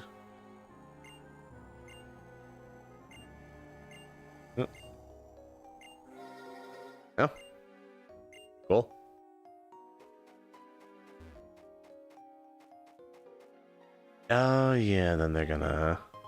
That's a psychic trainer. That's right. Okay, hold on. If we're gonna deal with that, let's bring in... Yeah, let's bring in Magneto. They'll be a good option here. Got an old movie that I watched, like, years ago as a kid. Oh, jeez. Putting me on the spot here. What was... Hold on.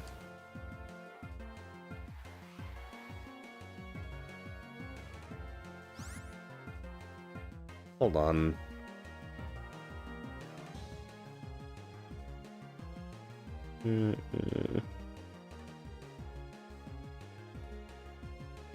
Let me see.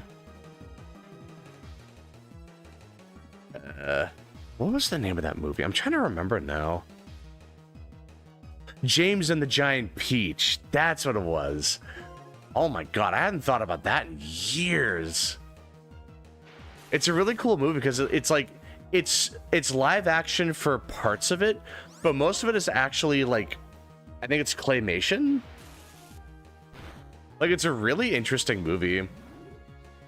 Like it's really cool. It's like he like the kid is trying to get away from his abusive aunts, and then he finds a giant peach that has bugs living inside it, and then he like it like turns into like they make it so it can fly or something. Oh my god, I actually don't even remember how they did it. Jesus Christ, I completely blanked out on that. Like my god, I haven't thought of that in a god awfully long time.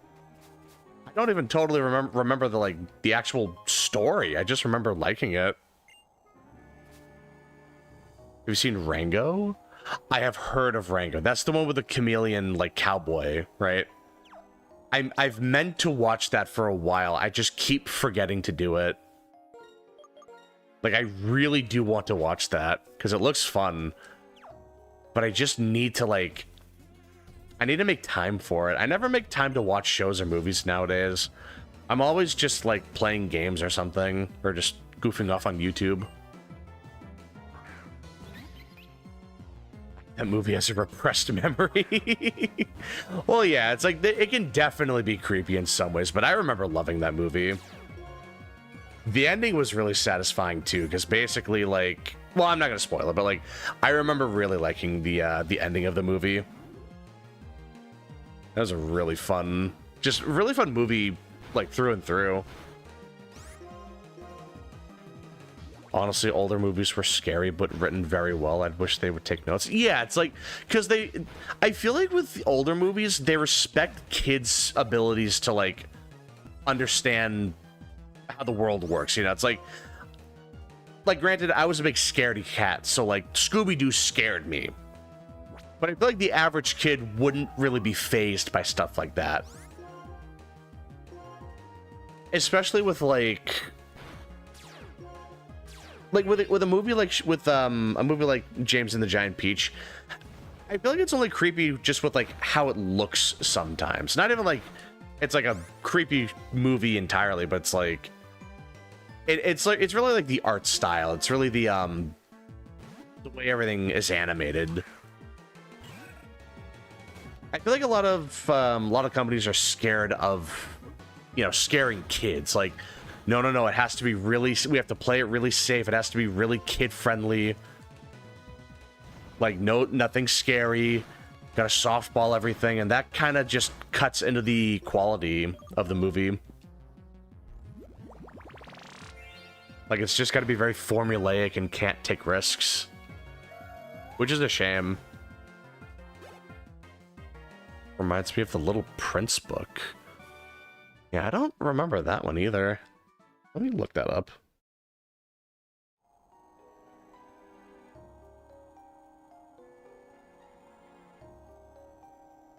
Little Prince. Yeah, no, I've never seen that.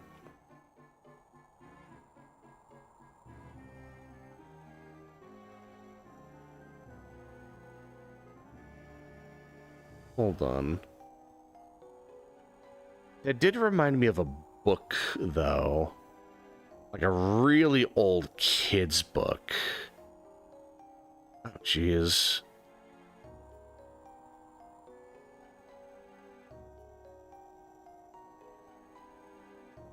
Hold on. I'm like on the cusp. I'm about to look it up. Hold on. What was it called again? Where the Wild Things Are. Just reminded me of that for some reason. That's an old book. Kind of like a book, like a kid's book that you read you read a kid to bed. I remember loving that book. That was a great one. I really loved that that art style. It's Johnny Depp as Rango. Oh, nice. I like Johnny Depp. I heard my brother watched Missed Call after the movie was over. He got a missed call on the phone. It was shaken. God, he got that cliffhanger ending. God, that's terrifying. I think the scariest kinds of movies are the ones that feel realistic. Because they could just have the boogeyman hiding in the closet, but it's like... if the horror movie is about something super realistic, like you get a phone call and then you just get attacked by a monster or whatever, like that's just gonna, it's gonna keep you paranoid. It's like, oh god, I don't want to pick up the phone now. Like I'll just leave them on. I'll leave them on red. Like they'll be fine. I'm not gonna bother with that. God, those kinds of movies are scary because it's like they're realistic. Like it makes you overthink everything now.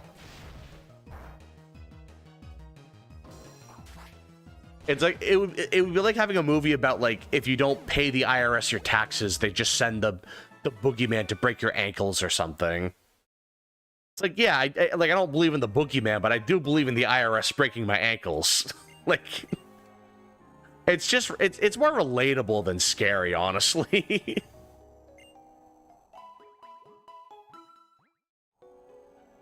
Either realistic or ambiguous with no clear answer with H.P. Lovecraft. Yeah, exactly. It's like you don't really get that sense of closure, so it's like then you're thinking about it, and it's just bothering you the entire time. Oh, I missed an item. Hold on. You know what? We could get Volcarona too. I just remembered. That would be an interesting Pokemon to get. Because I recall it not being actually that good, at least like at this point in the game, because it's it doesn't really get any good it doesn't get any good fire moves for a while. I'm pretty sure. That might not be too bad, honestly. Because they could potentially be very good, but I feel like it'll take a while for them to get to that point.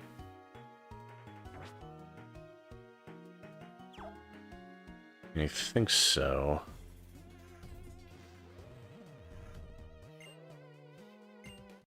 I saw the Annihilation movie ending, and I'm bothered by it. The music too much stimuli. The fire was not helpful. I haven't heard of that one before, but I mean, if there's fire, it can't be a good ending. Like, it cannot just be a normal ending if there's fire at the end. Have you ever seen the movie Meet the Robinsons? That sounds so familiar. Hold on. That sounds incredibly familiar. Oh, I haven't seen it, but I used to see the commercial all the time as a kid. Wait, that did a lot of damage, actually. Jeez. Yeah, Sigilyph is kind of just cracked at this point in the game. Yeah, I haven't seen the movie, but I've seen the trailer. I used to see it a lot. It was just like that commercial was everywhere as a kid. It's Area X. Movie, the fire was on the creature's hands and he didn't die. Oh, jeez. Man, that's terrifying. Ooh. Magneto, please. Okay, thank you. And that still didn't knock it out. Damn. Man, they're not messing around. Yeah, Sigilyph is just a really strong Pokemon. Ooh. They're scary. And the confusion is very much not helping. The Whirlwind is also very much not helping. That is really not helping. Oh boy, I hate it when they spam Whirlwind and Roar. Like, it's not like they're doing much, like any damage doing that, but it's just so distracting because it's like I just want to knock them out, but they keep making me switch out, and then I try to switch my attacker back in, and then they get switched out again. Such a pain. Oh, we got to level up. There we go.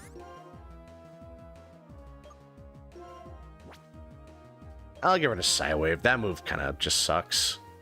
It can potentially be really good, but it's usually just bad.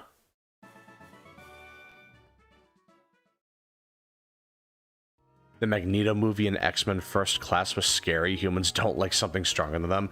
They really don't. Humans, and that's part of what that lends into that natural horror, is that people are just like that. We don't like the things we don't understand. We don't like things that are like dangerous to us.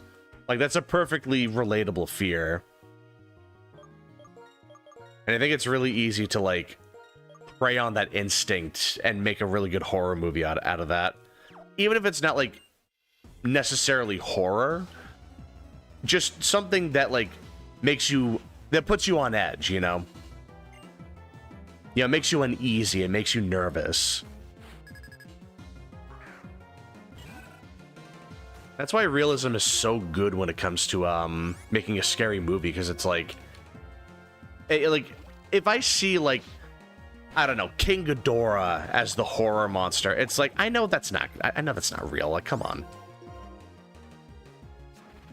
But if you have like the villain be a guy with a machete and a hockey mask, yeah, like that could happen. You know, like that could definitely happen. And I think that is, like, part of what makes it so scary. Hold on, did Rock Tomb have 90 accuracy in this game? Let me see. Let me look at that. No, it's 80. That's still my best bet against Emolga. I would either need a rock move or an ice move to deal with them, and well, I don't see myself getting a Vanillite anytime soon, so this is my best bet. Yeah, but speaking of, who am I going to teach that to? You know, thinking about it, a maxed out return would be just as strong, if not, like, very slightly stronger. It probably wouldn't even be worth using Rock Tomb. Aside from maybe the, like the speed drop. That could genuinely be good. A lot of heart skills here, too. I saw a movie through Great Abyss. The sun burnt everything into flesh. That Unified kept saying it's better over here. The voice of your friends and family and everything got melted. Oh, Jesus. That sounds like an SCP. That sounds weirdly familiar, like the sun that melts your flesh and fuses you with other flesh creatures. Yeah, that sounds very familiar.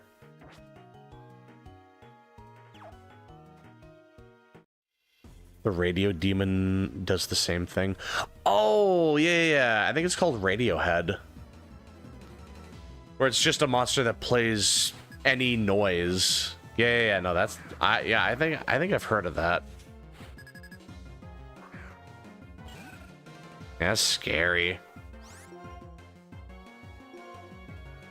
Because then they can lure you by like pretending to be a friend or a family member asking for help, and then they just lure you in. And it's over at that point.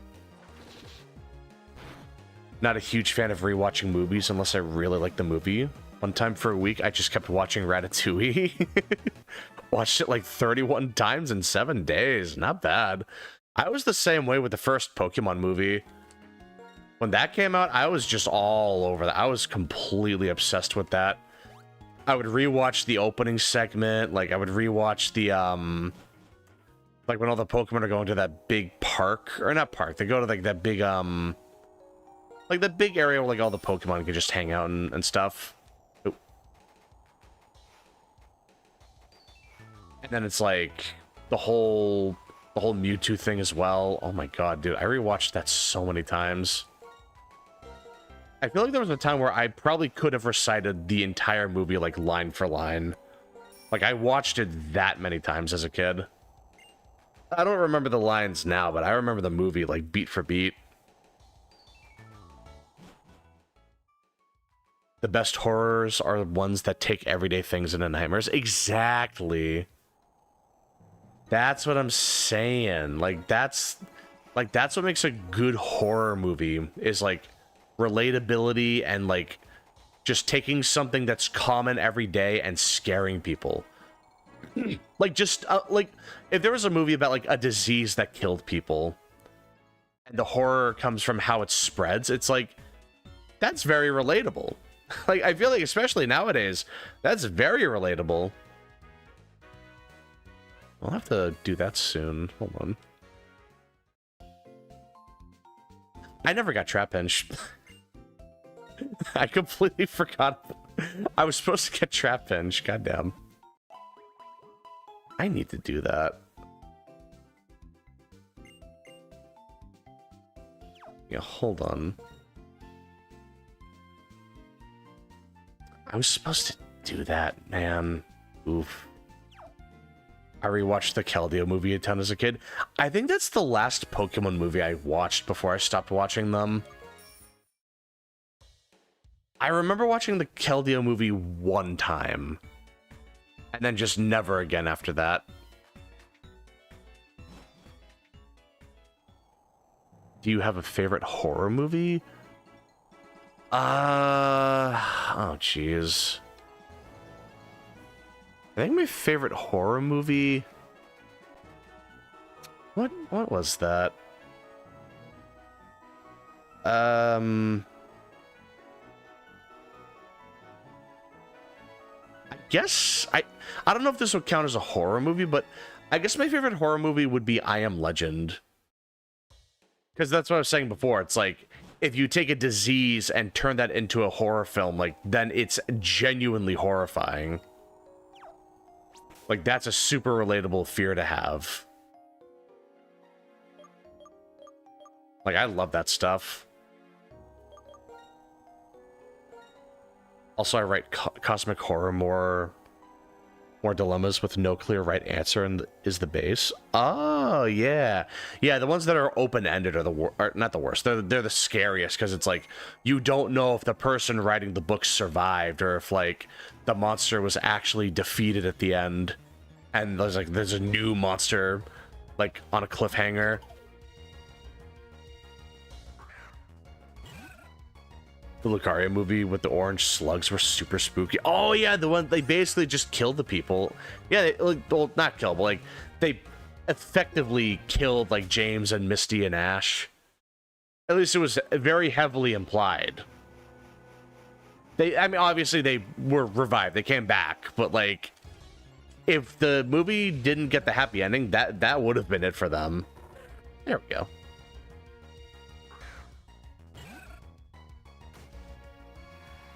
Alright, let's see. So you're gonna have Arena Trap, which means I can't switch out. And that's not gonna be great. Pokemon is scary when I think about it. It really has the ability to be scary. Pokemon has every capability of being scary. They just choose not to be scary. or even when they are, like, trying not to be scary, there are some pretty crazy implications. My favorite horror film is Killer Clowns from Outer Space? That sounds weirdly familiar.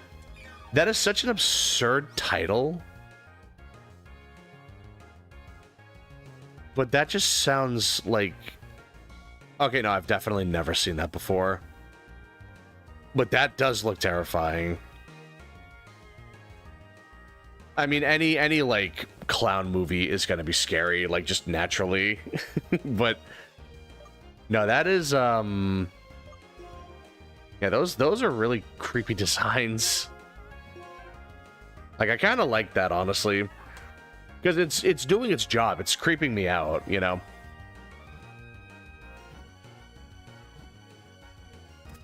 Also, let's not forget how much of a Chad Ash's psychic aura powers at 10 years old in that specific movie. Yeah, no, he no, that was cool.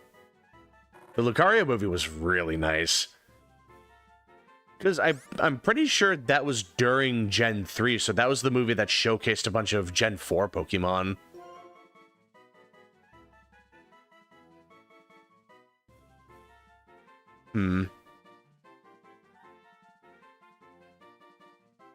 Let me think. What was that old name again? Oh yeah, now I remember. We gotta do that again.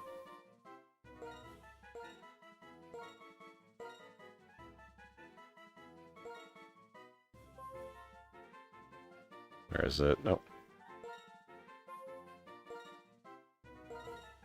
There we go. Flygon Gen. That's a classic. I have to go with that. Naive Nature. That's not terrible. Honestly, I'll take that. Honest to God, I will take that. That's going to be really interesting. It'll take a while to beef them up enough to be good, but I think we'll make it work. I don't mind the long investment. But yeah, this seems like that'll be the finished team once I evolve everything, of course. I can definitely make that work. Gorilla really likes the movie as well. Oh, that's really good to hear. Maybe I should watch it sometime. All the clowns are life-size animatronics. I love that. That's back when CGI wasn't really, like, that big. When, like, CGI wasn't really, like... It hadn't really developed much at that point. So you really had to rely on CG. And that is part of what made it so realistic, is, like... That's a real physical object in the movie. Obviously, it's not an actual alien, but, like... Or clown or whatever. But, like... The fact that it is a physical object right there, like, that lends to it. It's like, Jesus, it's like, the way it moves, the way it talks is so creepy. Like, it just unnerves you. Like, it's really interesting. Gen 3 was perfect both in-game and in anime. Holy goodness. Yeah, dude, Gen 3 was really good, like, pound for pound. The entire movie was lit too. Absolutely, dude. That movie was so good. Like, if you want to talk horror, there was that one with Jirachi where they tried to bring back... There was some guy tries to summon Groudon, and it's actually this, like... This slime creature that looks like Groudon or something. Or not slime, but it's like... It's this demonic-looking Groudon that, like, has tentacles instead of spikes, and it, like, grabs everything. Like, that was not on my bingo card as a kid. That was, like, that completely caught me off guard. Oh, the Deoxys movie. That's my favorite Gen 3 movie. Oh, Bianca. That was a good movie. Fly, thank you. That will be very useful. Okay, that's funny. I did that back in Pokemon, I believe, Sapphire as well. Oh, that was a nice... Yeah, I love that pun. Flygon Jin is a classic.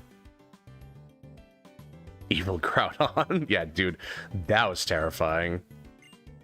I absolutely loved that, though. That was around the point where I was, like, able to stomach that kind of thing. Because as a kid, it's like, if I were younger, that would have really fucked me up, man. But I was at least 10 when that came out, so I had a stronger stomach for that thing.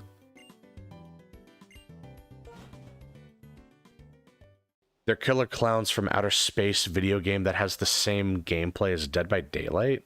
Oh, really? Oh, wow. Heck, we'll just leave this Pokemon unattended, I guess. I guess I can catch it. To be fair, this one does have, it does have its hidden ability, which I'm pretty sure is Skill Link, if I'm not misremembering. It's either Skill Link or Technician. I'm pretty sure it's Skill Link, though. So this one would actually be pretty useful if I wanted to. Sadly, it's not on Switch, though. Oh, okay. Yeah, that's a shame. That sounds like it would have been a really funny game. Ooh. Well, Clone's super thrilling, though. To this day, still can't do Resident Evil. Ah, alright. The dead-looking Deoxys. Oh, yeah, it's like Rayquaza just point-blank hyper-beamed him, and then he just turned into a rock. Yeah, dude, that was sick. Also, the animation back then for those movies used to be so good. It still had that old kind of look to it. Not like totally modern. It's like a lot of movies nowadays are just, they look like they're very cartoonish, like bright colors. The movies back then still had that dark, gritty look to them.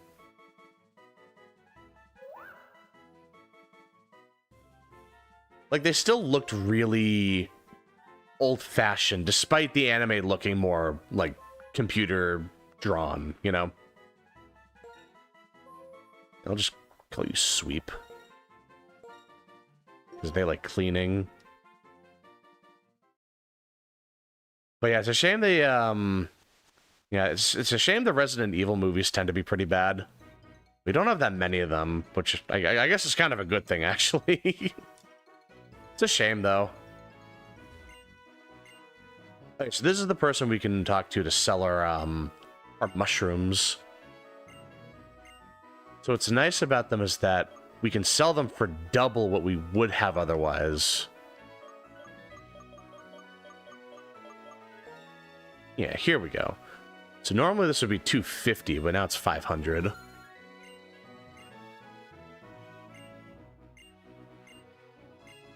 Yeah, let's see. What other mushrooms do I have?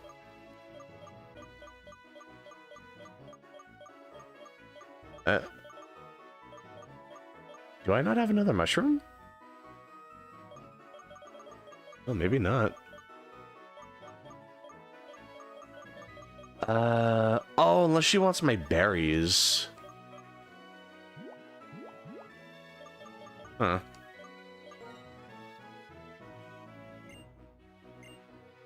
Nah. There will be a really, I forget what it's called, but there is a mushroom that's worth a lot of money. We could definitely sell that for later.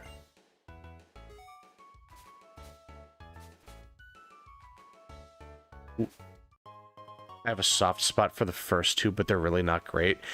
I get what you're saying. It's like, the writing in them technically isn't that good. But my god, they are peak nostalgia for Pokemon movies. I liked the villain in 2, to be fair. But thinking about it, like, logically, nah, they just don't do it. They don't do it for me. They're just catching legendaries for the fun of it. And not, like, in a fun way. They're, like, literally trapping them. But, my god, they're so much fun. Those movies are so much fun. Especially their opening... Like, they're like... They're, like, pre-movie skits where it's, like... Pikachu's getting ready for someone's birthday and, like, they accidentally get kicked out of the house and they have to get back in. Or the one where, like, they all go to, like, this tree and they have to, like, protect the tree from lightning or something. Like, I love those skits. Those are really fun. Okay, we'll bring in Sentry.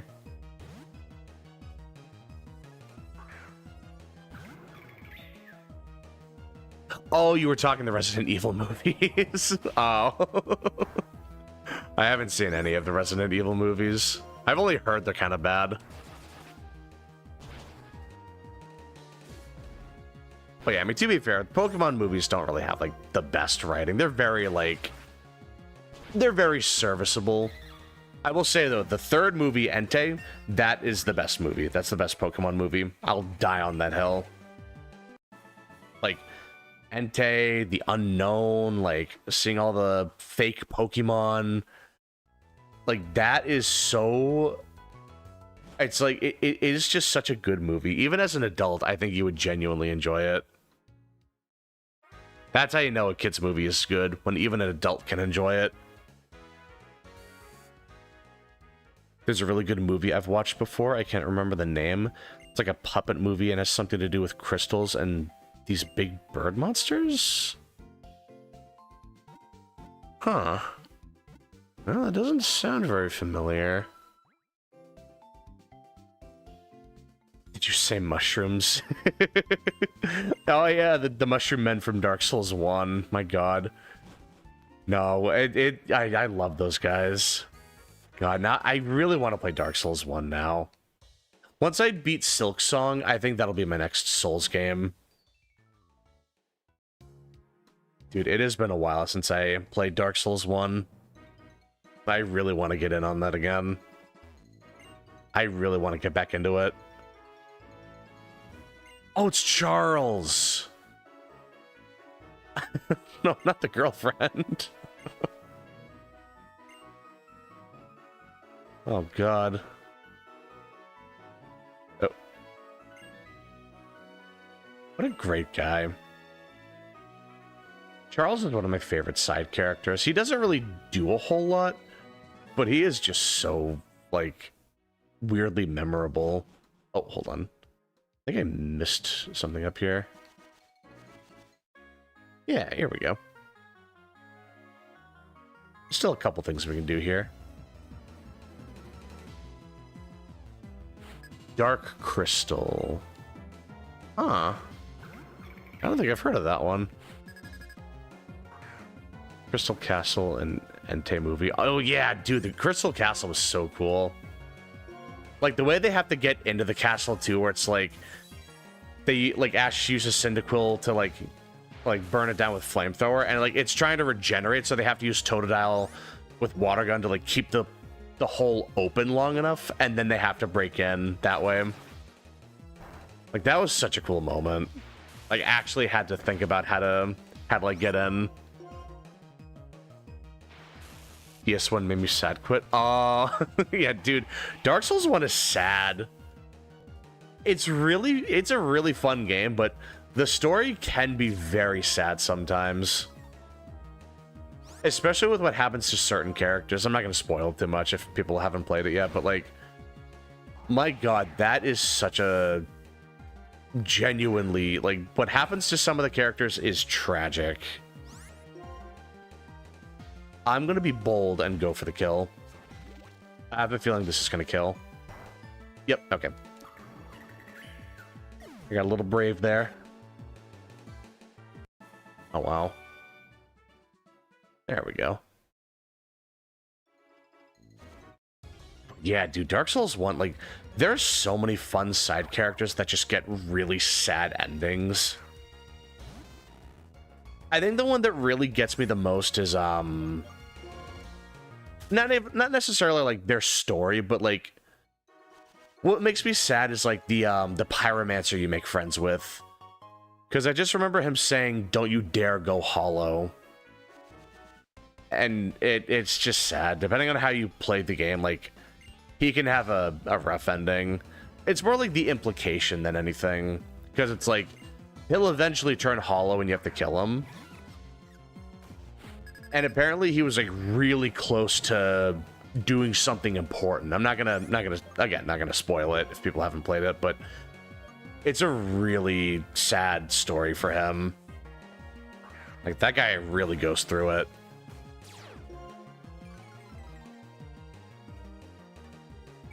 Because of what happens to Griggs, and normally mercy kill him, and humanity is nice. Yeah, humanity is very nice. You know, you're getting something out of it, so I guess it's kind of a give and take. Water spout sport. Clever girl. Ah, jeez. How is a Badoo faster than me? I just realized that. How are we speed tying with a Badoo of all things? Jesus. The Sif boss is heartbreaking. Why can't you have Priscilla adopted? I know. It's always hard putting her down. It really sucks. Because when she gets to like the last 10 or so % of her health, she starts limping and like falling over trying to attack you. It's really sad. And they would do that with the dog as well. If it was like a giant, like, I don't know, like a werewolf, I don't think it would have been nearly as bad, but like just an actual dog, like, that's so sad, man. Like, that really just that really hit me. I keep forgetting I have DS. Oh, you should play it. Yeah, dude, it's a really fun game. It's hard, but it's fun. It's super, super fun. Especially if you're playing with other people, like just playing online. Like, it's a really fun community to engage with. Like, people are always very eager to help other people. Like, even though it's an old game, I feel like you would still be able to find people to play with. Especially if it's like Dark Souls Remaster. Werewolves are people too, usually. Well, yeah, I mean, like, but there's something about just an animal, like something that's just a full-on animal that makes it really sad. I think it's just like hearing them whimper and like limp. If it's a werewolf, I imagine them still being like able to stand on their hind legs mostly. And it's like, it's a person, so it's like, I don't know, like, I don't really care about it that much. It's like, yeah, I feel bad that the person is hurt, but it's like, when you hear a dog whimper, like you step on their foot or something, that shit tears me apart, man. Like, that kills me. Like, we used to have a bulldog, and sometimes she would just like she would just hide behind you when you were like making food. Like, she was basically your shadow. So it was really easy to accidentally step on her paws, and she would whimper, and I would feel like complete shit. Like, dude, I just felt so bad every time it happened, but she kept doing it. Like, she kept being like literally half an inch behind me. Like, it was just so funny. Obviously not the stepping on her paw part that was funny, but like the fact that she just couldn't take the hint, like, hey, maybe I should step back a little bit. You keep stepping on my paws, maybe I should stop. She just wanted food. I played the unpatched 360 version of Dark Souls 1 where the boss message just says, "You defeated?" Is that real? I've never heard of that. You defeated? That sounds like a not even a Dark Souls spinoff. That sounds like a fake game that people play when they're like in a movie or something. Like when you're watching a cartoon and it's like they just want background noise, and so like some guy's just playing like dim soul, like slightly darker gradient soul, and it's like, you defeated, like just some broken English. Ooh, I gotta train Flygon. Hold on. This would be the best opportunity.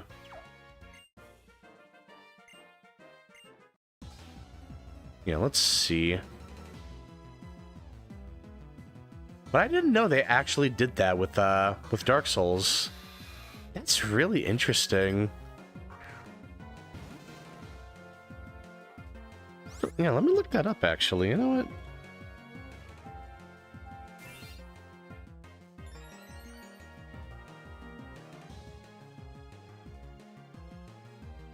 Oh, yeah. I guess you defeated was a thing. Huh.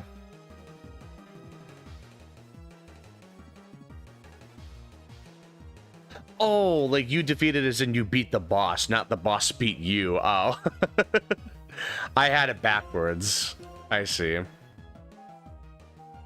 I thought it replaced you died. Like it was trying to say you were defeated, but like it was just broken English or something. I was so confused when I saw it. Well, I was pretty confused just hearing it. I had it completely wrong. As well, bought the original DS1 just for that. It's green, not yellow. Oh, really? Oh, like when it says you defeated, it's green. Oh. Oh, wow. Yeah, I know Dark Souls went through a bit of a developmental process, but to know it was changed that much, that's really interesting. That's really fascinating. I love learning about, like, how Dark Souls was developed. Mirror shot. It's a little inaccurate, but it's a special attack, and it's a hell of a lot better than Magnet Bomb right now, so I'll just take that. In Trailer Park Boys, 2 of the characters are playing Space Invaders on an N64 with an Atari controller and a PS1 controller. Jesus Christ. Well, I feel like that was intentional. I like that, like a spin-off of the spin-off. It's like they know companies do that when they don't really know what they're doing, so they just made it stand out. Like that one's self-aware. Like I would give that a pass at least. But that is still really funny. Like that is still super funny. Let me give you the Twisted Spoon. There we go.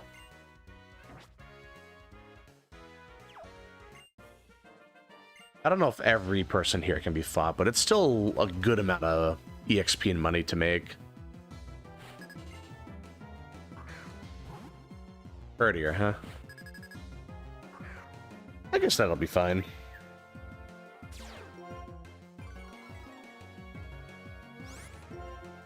Boy, I love it when a show is like self-aware. Like they know it's the wrong thing, so they just double down on it. Yeah, let's see. Maybe this will crit. Nah. Oh, that's not good. Oh, wow. I have HP in a dream. There we go. And a level up. All right.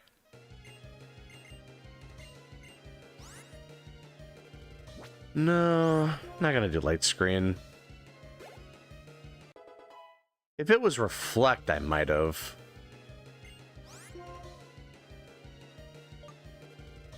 Just because I know that's what we're gonna be dealing with,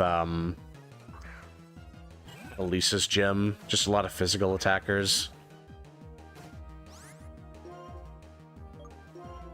Yeah, here we... Okay, just dodged. All right. We'll just try that again.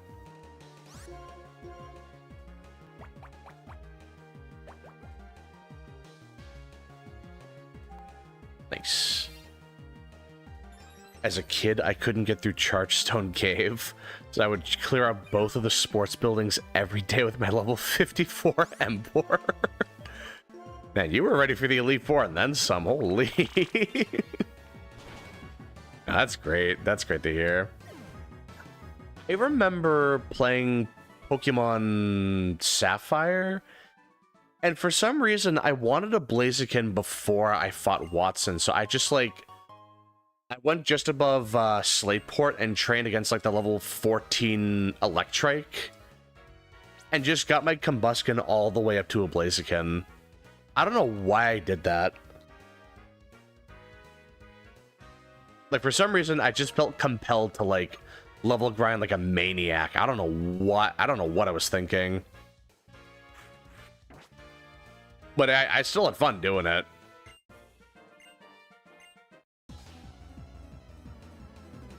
My God, it's like, I don't know, like, I really don't know what I was thinking back then. I just really wanted to, hit the grind, I guess. I don't know. Like, I was committed. That's a good matchup. Yeah, here we go.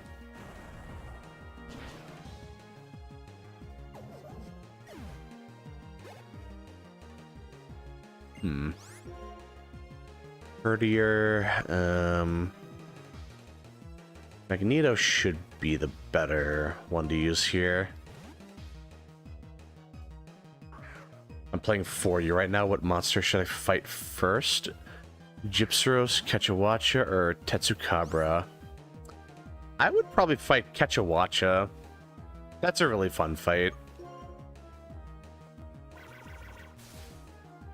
Maybe Tetsukabra. I think it's been longer. I think it's been a little longer since I fought Tetsukabra rather than Kechawacha, but either one would be really good. Yeah, we'll just do Thundershock. That's a lot of damage. Holy. Oh my God.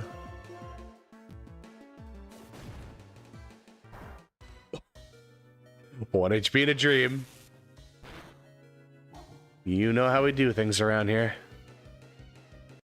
Hey, Blue Rhino, what's going on? Yeah, we're just playing some Pokemon White 2.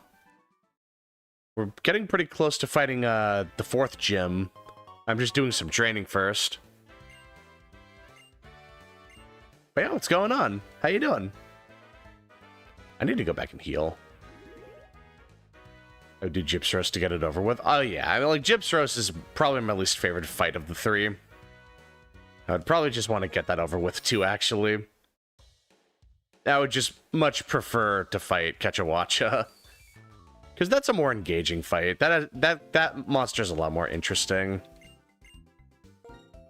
Never beat this one. Oh, dude, White 2, Black and White 2 are super good. They are some of the best games in the series, man. Like, if you like Pokemon, you're missing out. These games are just peak. They are fantastic. Like, every route, I feel like, has so much content packed into it. Like, there's just so much side content. There's so many, like, optional places to go to and optional people to fight. Like, it's just so, like... There's just so much variety to this game. Not to mention it has one of the best post games in the series. Like, it is just, like, if you get to the Pokemon World Tournament, like, in the post game, my God, that is better than any Battle Frontier we've gotten. Maybe that's a hot take, but I stand by it. That was so much fun. Just being able to rebattle every gym leader, every champion, like, being able to fight Red. Like, dude, it was so much fun. And it was tough, too. Yeah, so we're gonna be asleep now. Yeah, sleep in Gen 5 was busted. If you got put to sleep, you were not waking up. Because every time you switch out, that resets your sleep counter. So if you got put to sleep, you were kind of just, you were cooked. Like, there was no getting out of that one.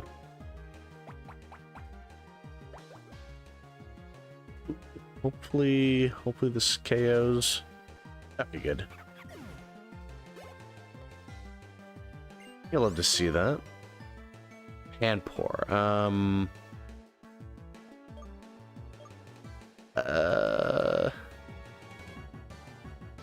We'll bring in Magneto. they're going to be completely useless in the next gym after this one. That's all ground. So we'll try to level them up while we can. Scald, Jesus. Yeah, that's an old move. That's a classic. Absolute pain in the ass move that no one likes. Crits are still 2 times. Yep, I'm pretty sure it was Gen 6 that reduced crits.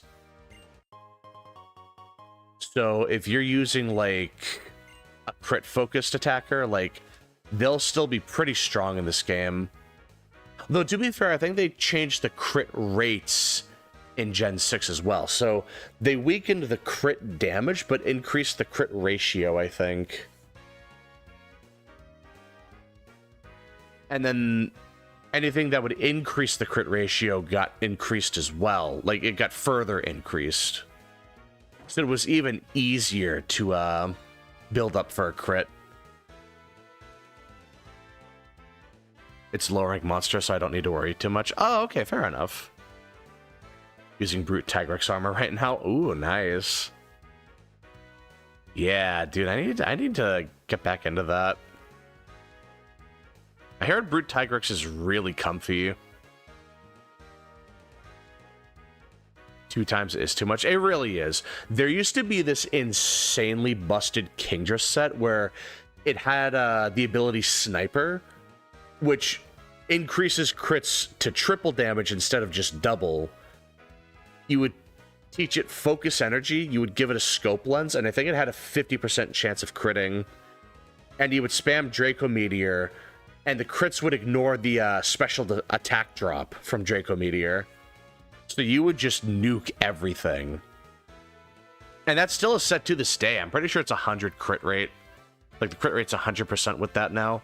But the crits are only like 2.25 times the damage instead of triple. What am I trying to do? The Awakening. Yep. I don't have that. All right.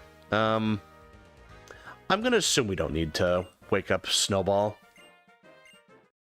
We'll let him get his beauty sleep. We're not going to bother him.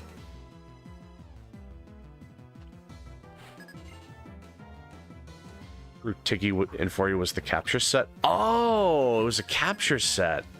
Oh, I think Molten Tigrex was the comfy build. I think that one had like earplugs. I remember RNG talking about that a while ago. He mentioned earplugs and speed eating, I think. It was something like that.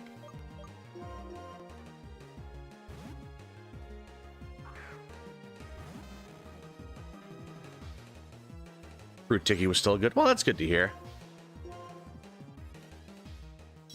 Yeah, if I ever needed a good set to make, I could probably just throw something like that together.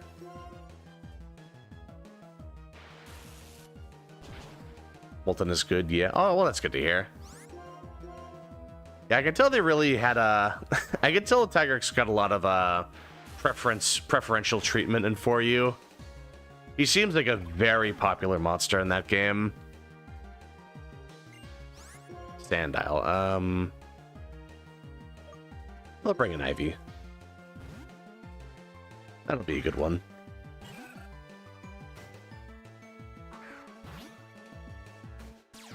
Yeah, so they're not gonna level up here, but they'll get closer.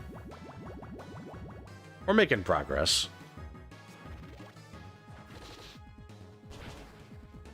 Yeah, here we go.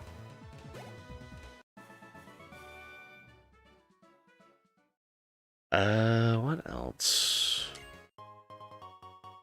I might be able to fight that guy too. Oh, oh.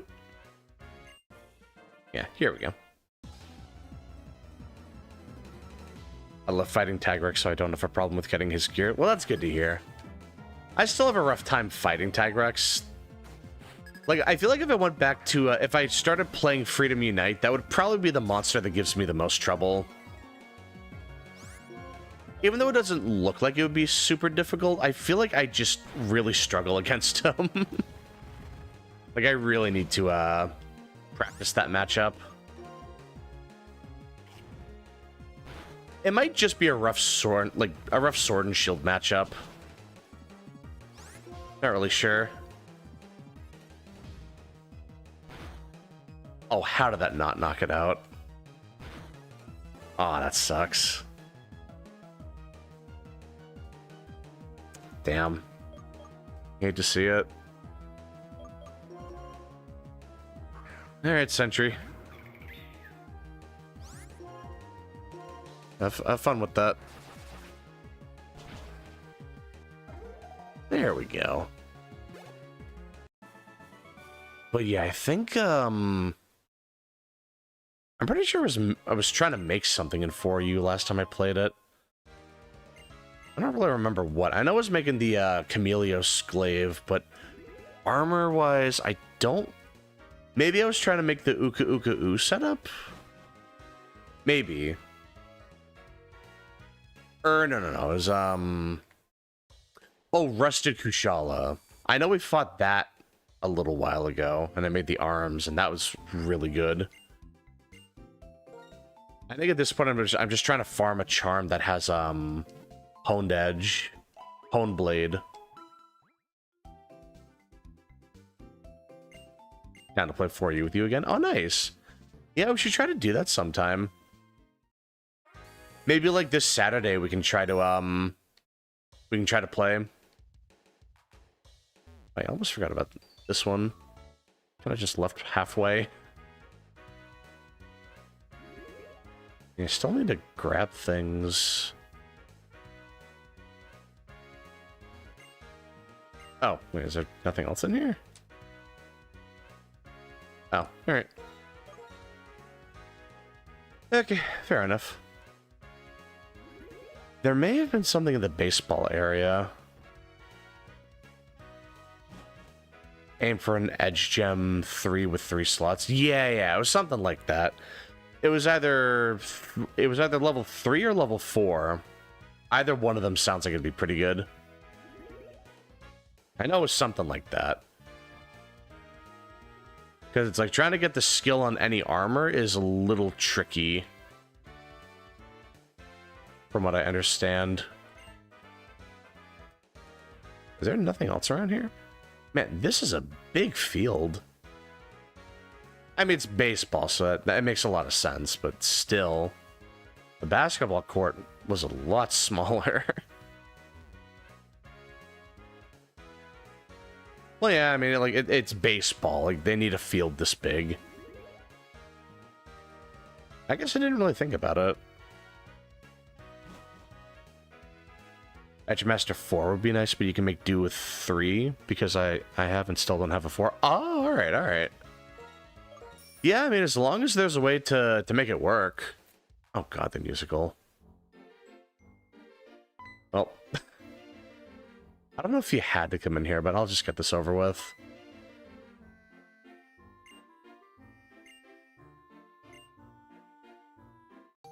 Yeah, thank you. The hardest mob in GU was Jan Garuga for me. Valor guy, even still, he roar spams like a beast. Yeah, dude, Garuga is a nasty fight in the classic games. I still suck against him. That fight's tough. Oy. Yeah, we gotta do this. Alright,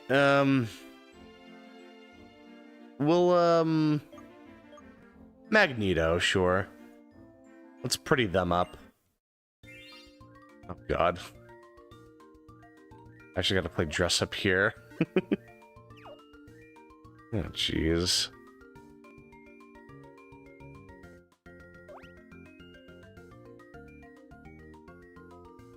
Oh, it's not gonna let me put that on?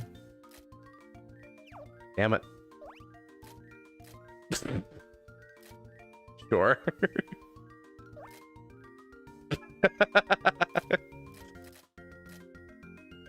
Sure.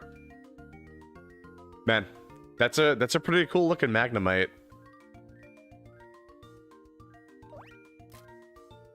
Is that the new like regional variant perhaps? No, we'll put that away. Yeah, give him like the little dancing. Where? No, we need like a bow tie or a belt? No.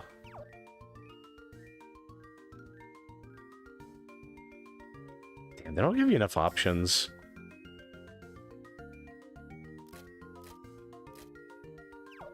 Damn.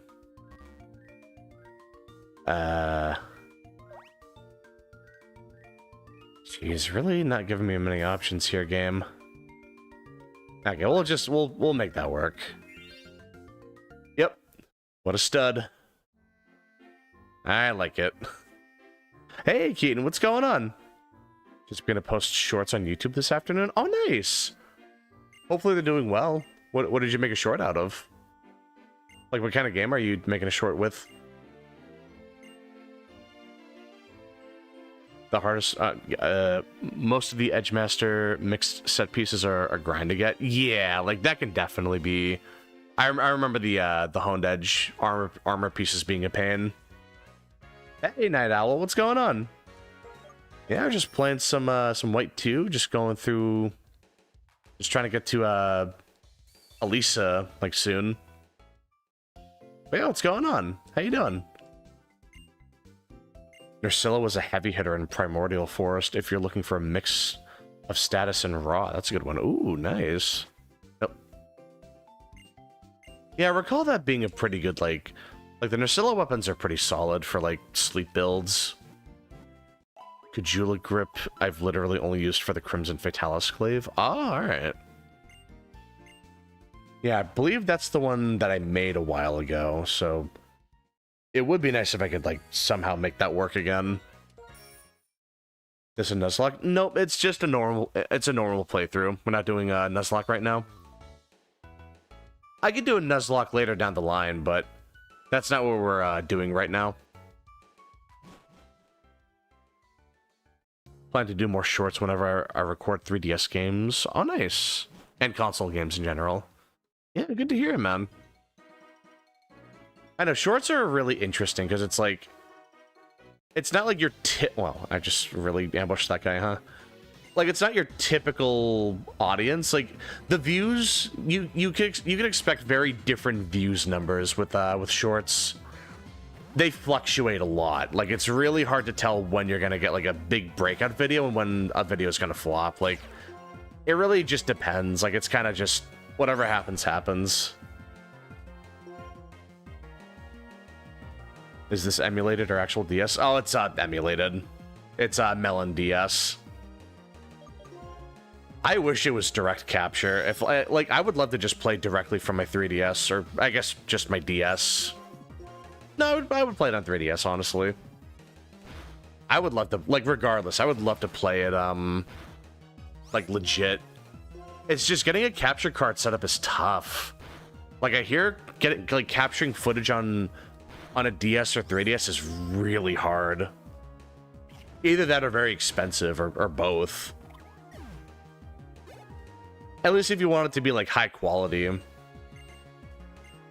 Rock Slide, that's what you love to see. That is what you love to see right there. Excellent.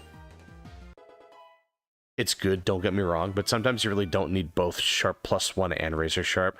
Yeah, sometimes, I guess it really depends on what kind of weapon you're using. I feel like for a Sword and Shield, you would really want to have Razor Sharp, because you just tear through your sharpness, but, like, I guess for certain playstyles, it's really not, like, maybe, like, Greatsword probably doesn't need Razor Sharp. Like, it really just depends on the weapon. Even from my videos, I Let's Played and random on any funny moments I record and post on shorts for good moment. Yeah, it's like, you just take any funny little moment and you turn it into a short. Like, it's really easy content. Like, it's super, super easy content. Like, you just take something funny that happened on stream and just turn it into a 1 or 2 minute video, and it's like, it's just really simple to do. Like, it's nice. Ooh, I did a lot of damage. Oh wow, I was late. Oh, did, like, the comment get delayed or something? Ooh. Yeah, hopefully the stream is, like, running well. Hopefully nothing, like, glitchy is happening. I was also playing Paper Mario 64. Oh, nice! On chapter 2. Perfect. Yeah, dude, that's great. Hopefully you're enjoying it so far. Yeah, dude, Paper Mario is a really fun game. I really want to play Thousand Year Door sometime this year. It might be a minute before I get around to it, but I really do like playing Thousand Year Door. That's one of my favorite video games of all time. Hold on, do I want to switch anyone out? I think we can take that off. Flygon should be able to... He should be able to handle his own soon enough. Like, we got Bulldoze. That's usually good enough. That should be fine. More like the stream was delayed on my end until I refreshed. Oh, okay. I don't know if any of my questions were answered. Oh, we're playing on emulator. We're playing on Melon DS. That's how I'm playing White 2 right now. Like, I wish I were playing on legit, because I have Black and White 2 physically. It's just trying to get a capture card set up, like capturing footage in high quality with a capture card is really tricky with handhelds, because they don't have an HDMI, so it's like trying to get a capture card set up for them is very like expensive from what I can tell. What do I want to use? Definitely not Flare. They're about to die. We'll just, we'll bring in Magneto. I think they'll be good. I have PTSD from soloing Rusted Kushala for 2 to 3 hours. Oh, Jesus. And that's a tough fight, too. Like, dude, Rusted Kushala, I remember him being an ass. Like, that guy was a pain in the ass. Oh, no, this is not a Nuzlocke. This is just a normal playthrough. Like, no strings attached. It's just, we're keeping it pretty simple. Okay, I'm a little overstimulated. Have a very good time on stream. Oh, alright. Well, yeah, it was good seeing you again, Neko-chan. But yeah, like, thanks for swinging by, man. I really appreciate it. But I'll see you around. Have a good one. Also, I have a pretty solid razor sharp talisman, so I don't really need Kujala. Yeah, I think you mentioned that before. You mentioned you had like a really good razor sharp talisman. Yeah, so even just that would be a really solid option. Maybe one day I'll graduate from the Star Knight armor. I'll start using something actually good for one. Well, not like it's terrible, but I'll use an actual mixed set for once, that is the meta most of the time, from what I can tell. Star Knight's very good, but like having a mixed set would be better for like variety. Just it's like just having, or like not variety, like having like a specialized set would be really good. I like it. I don't like the star points for level up, that is. Oh, yeah. I remember you mentioned that a while ago. You weren't really a fan of the star point system. I don't know if I'll do Let's Play on that game when I have to rewind from my mistake when I keep getting hit. Yeah, because you have to, like, time your block. I think there's a skill that increases the window to block, so it's a little easier. But yeah, learning all the enemy attack timings can be kind of tricky. Especially if your teammate gets hit and then, like, then they get knocked out for a turn. Like, that could be really frustrating. Like, I can totally understand that. Did you solo the hub version of Rusted Kush? I don't think... Oh, no, I did. I completely forgot about that. That's one where you have, like, you have all the other hunters helping you, right? So it's not like a total one-on-one. That one is a grind with 2-player. Oh, okay. Oh, Razor Sharp 8-3 slot. I mean, that still sounds really good. It's a lot better than anything I have right now, that's for sure. Still trying to reach HR 100 on Rise, but I'm using MR gear to get to it. Oh, nice. Yeah, using MR gear will make it much easier to get that. That's a good idea. Have problems with me going towards my deaths and using up much of FP to attack enemies. Yeah, because that's the thing. You kind of have to rely on your basic attacks once you run out of FP. Or you have to stock up on honey so you can, like, refresh. It's a surprising amount of resource management. That can definitely be a little daunting, but I think if you're, like, once you get more experience with it, it's usually not super difficult to manage everything. It's just, it's something you get used to with time. But yeah, like, there's no rush for it, you know? Star Knight is really good if you don't have good charms. Yeah, that's why I've been using it for so long. I haven't found a really good charm yet. If I even had like a so-so charm, I'd probably just swap off to that. Have very good gunner charms though. Ooh, like what? I loved Paper Mario 64. Dude, Paper Mario 64 is such a good game. My favorite will always be Thousand Year Door, but Paper Mario 64 is still a really good game. I hope they remake that one day. I actually liked how they handled Thousand Year Door remake. I just wish it was 60 FPS. That's like the only issue I have. So maybe they'll do like a 60 FPS update on the Switch 2 at some point. But like, if they do that, I would really have to consider playing that on stream again. Or like playing it on stream at all. Like, I've played through it once just off stream. But I would really have to consider like playing it on stream at that point. Liperd. I think we'll stick with Magneto. He thinks this is the best play. And I know they have Limber, so Thunderwave isn't going to do anything. These monsters are going out fast. Oh, that's good to hear. It's nice where you can just trivialize the lower tier monsters, like the lower rank monsters, rather. Like, it's super easy to just, like, cruise through the game. Goes from Monster Hunter to Dynasty Warriors real fast. Really, Mirror Shadow? This is why I didn't want to use it. It's like the only... It's a lot stronger than any other move I have, so I kind of have to use it. It's like using Fire Blast. You're gonna miss with it sometimes.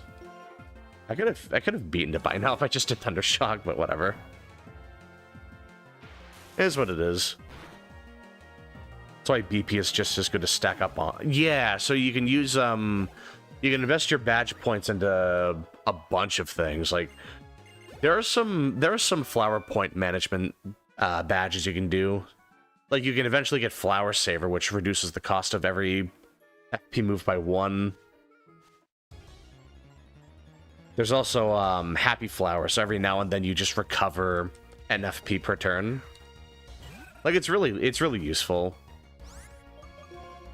A little situational, but very useful. Prudence 4, Pierce 7, 2 slot. Ooh. Wait, that sounds kind of nice, actually. I forget what Prudence does, but I imagine it's a good damage skill. I talked to RNG a bit before I started, and he said I wouldn't be able to do it. Oh, really? Well, yeah, I mean, if you can solo G-Rank Rust, I mean, that's a pretty big deal. I would probably be bragging about that for a minute myself. That's great. And with a few badges, you could be pretty powerful. Oh yeah, dude, you can get crazy good DPS in that game.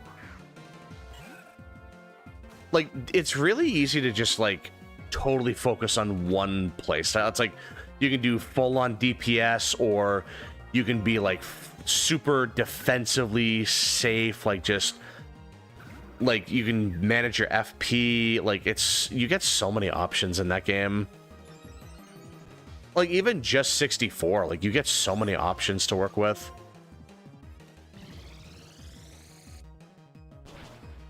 Want to try to get 30 FP to level... 30 BP to level up after getting 100 star point. Yeah, like, 30 BP is the hard cap. So it can take a while to get to that.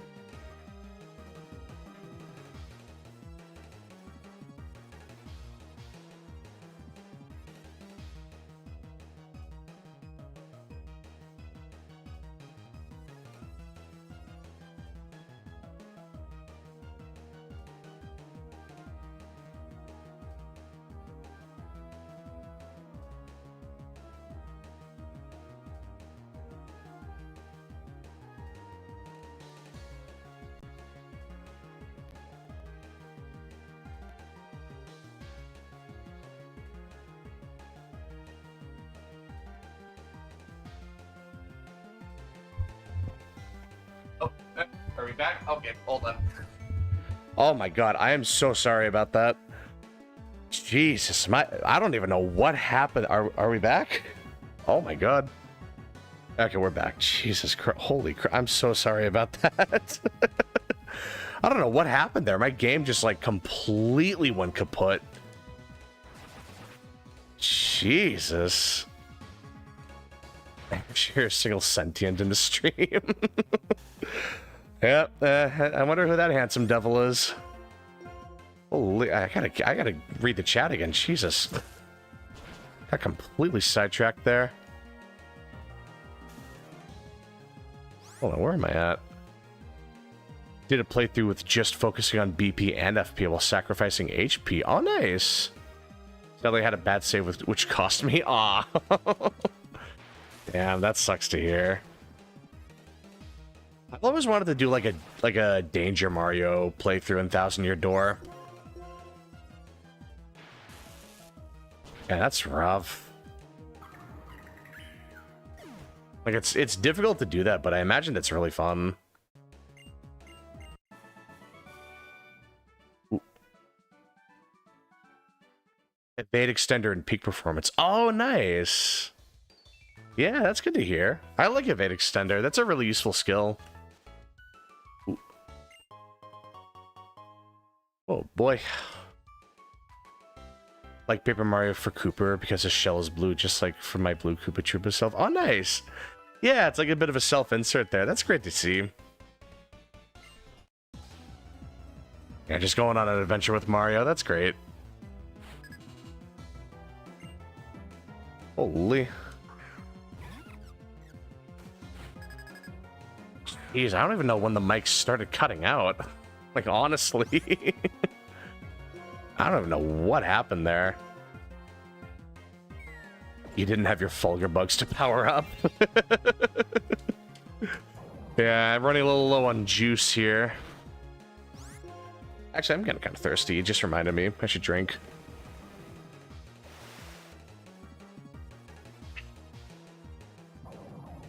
Looks like everything's back to normal. Okay, thank God. No weird audio issues, nothing like that. Okay. Because I haven't had that happen yet. That was a weird glitch or something. Like the emulator just hiccuped or something.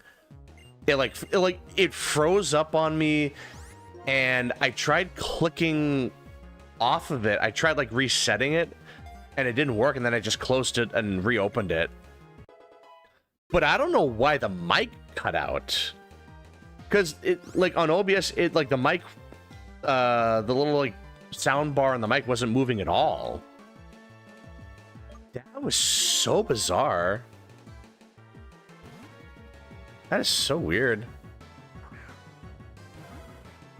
Thunderlord and Stygian are both in Rise. Nope, it's only regular Zinogre and then Apex Zinogre, which is totally not Thunderlord Zinogre. Except it totally is, but just not a name. It's weird. Like Zinogre in Rise is like, you have regular and then you have the Apex Zinogre, which is just a near copy-paste of Thunderlord Zinogre. Not even like the text, not even like the design, just like the color scheme.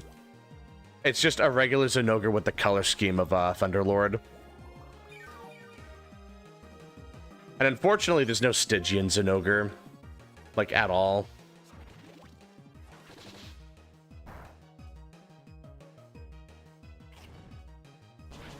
Demiurge playing his tricks on local chain lightning user. Why is your flare farting in sleep? Ah, they're just gassy. What's the problem? Yeah, just gotta... Oh, wow. Yeah, wow. Wait. Wait. I see what you're saying now. I didn't even think about that. Yeah, wait. What? That is not a flattering way to sleep. Oh, I mean, they're just cooked. Man. What is happening tonight? I'm just getting, like, completely wombo comboed here. Like, it is just one thing after the other. My god. What a crazy night. Apex Mizu is totally not Soul Seer. Oh yeah, exactly. Like, literally every Apex in Rise is just based off of a deviant in GU. But not even like the designs or the name, it's just the color scheme. And not even that every time. Sometimes it's way off. They always make them dark. It's only like Dread King. I shouldn't even say like the deviant names. It's really just Apex, Rathalos, Diablos, and Zinogre that have like somewhat similar color schemes. Other than that, it's pretty much just dark, and that's it.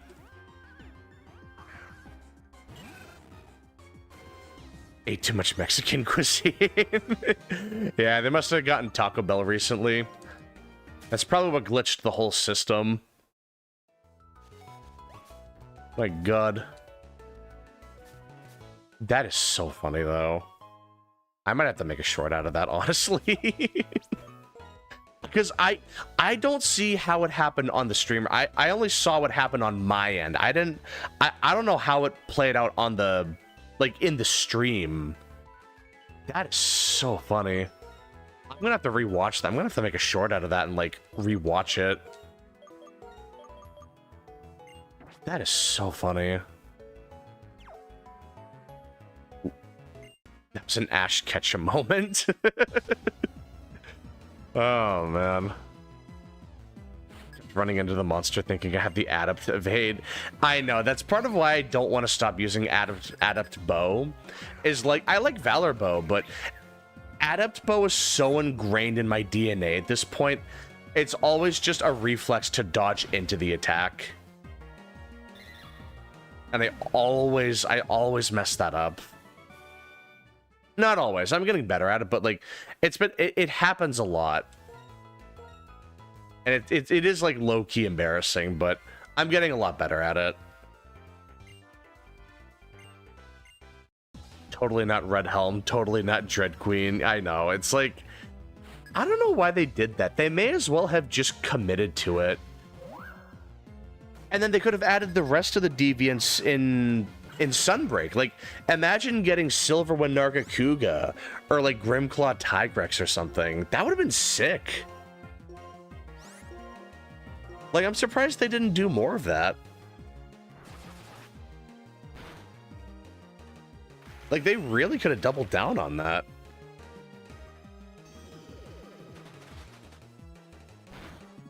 Yeah, it's not doing much. Like, it's super weird. Rise had a really weird development period. I feel like they only included the Apexes because they were on a time budget. Like, it's just easy monsters to throw in there. Yeah, it really makes you wonder. Maybe it's not as simple as I'm making it out to be, but I gotta wonder what could have caused that. Oh yeah, I'm gonna have to give them the mushrooms again, but we can do that later. Actually, we didn't get set back as much as I thought we did. Might have to do the sports areas again. Which, I mean, that's totally fine. I don't really mind doing that.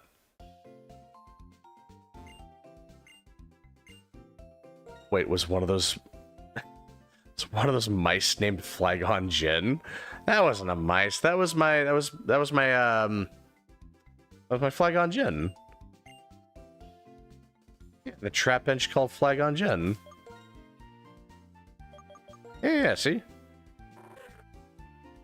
Because the joke is he evolves into a Pokemon called Flagon, and it sounds like Qui-Gon. And yeah, you see, like the joke writes itself. You see, like I'm a wordsmith. What can I say? I'm a natural born wordsmith. I'm a poet. Joke's pretty obvious. Really, I thought it was a pretty clever joke. I was afraid if I didn't explain it, people wouldn't get it. I think I can get a shiny stone around here.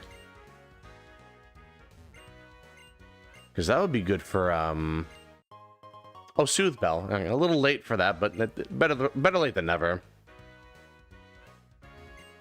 So if I do see another, like, Friendship Evolution Pokemon, I could throw that in there. But yeah, I should be able to get a shiny stone in one of these houses, I think. And then I can evolve into Roserade if I need to. Once I get Giga Drain, I'm probably just going to pop that immediately. Assuming I find the shiny stone.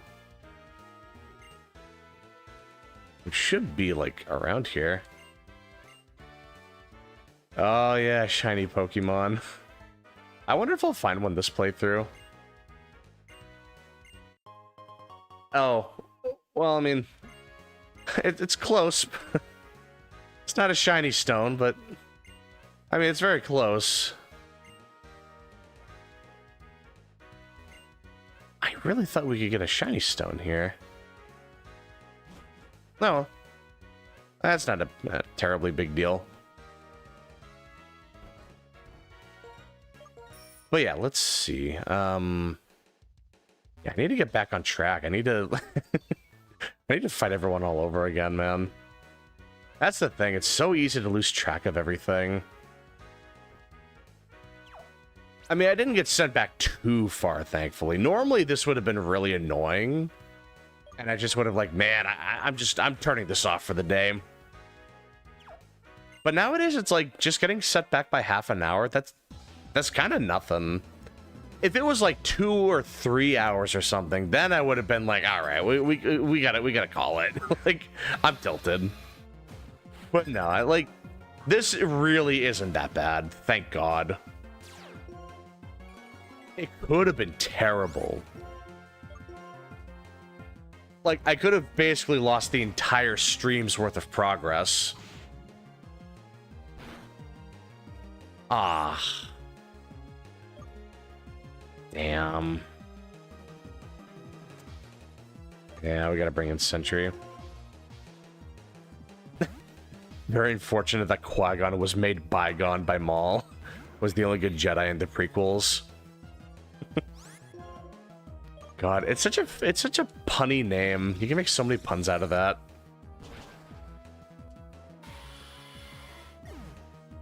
Yeah, and then by like when Obi-Wan learned to talk to Force ghosts, he was probably like, "Hi, Gon." But then he had to hang up and was like, "Bygone." Okay, maybe I'm running the joke into the ground, but you get the idea. I love that stuff. I love jokes that are just like shamelessly bad jokes, but it's like the joke in and of itself is just saying it so many times that you can't help but laugh.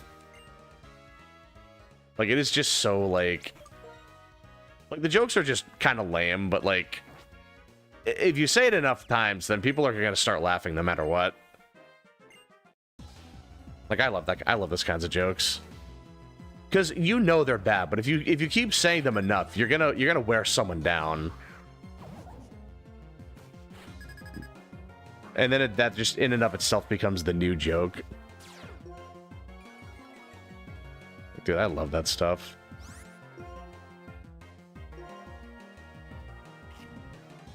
Obi-Wan greeting Qui-Gon with Hi-Gon sounds really in character for him. Dude, that would be awesome. Maybe as some, like, comedy parody of Star Wars, I could definitely see that.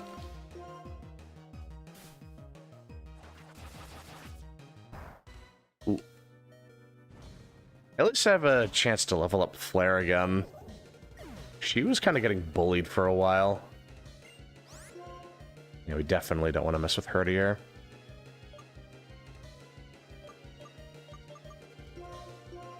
Yeah, we'll just stick with Thundershock. And I feel like missing with Mirror Shot again.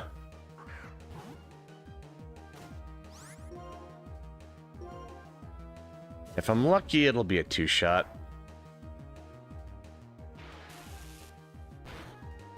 That's nowhere even close to a 2-shot. Might not even be a 3-shot. I kind of have to risk Mirror Shot.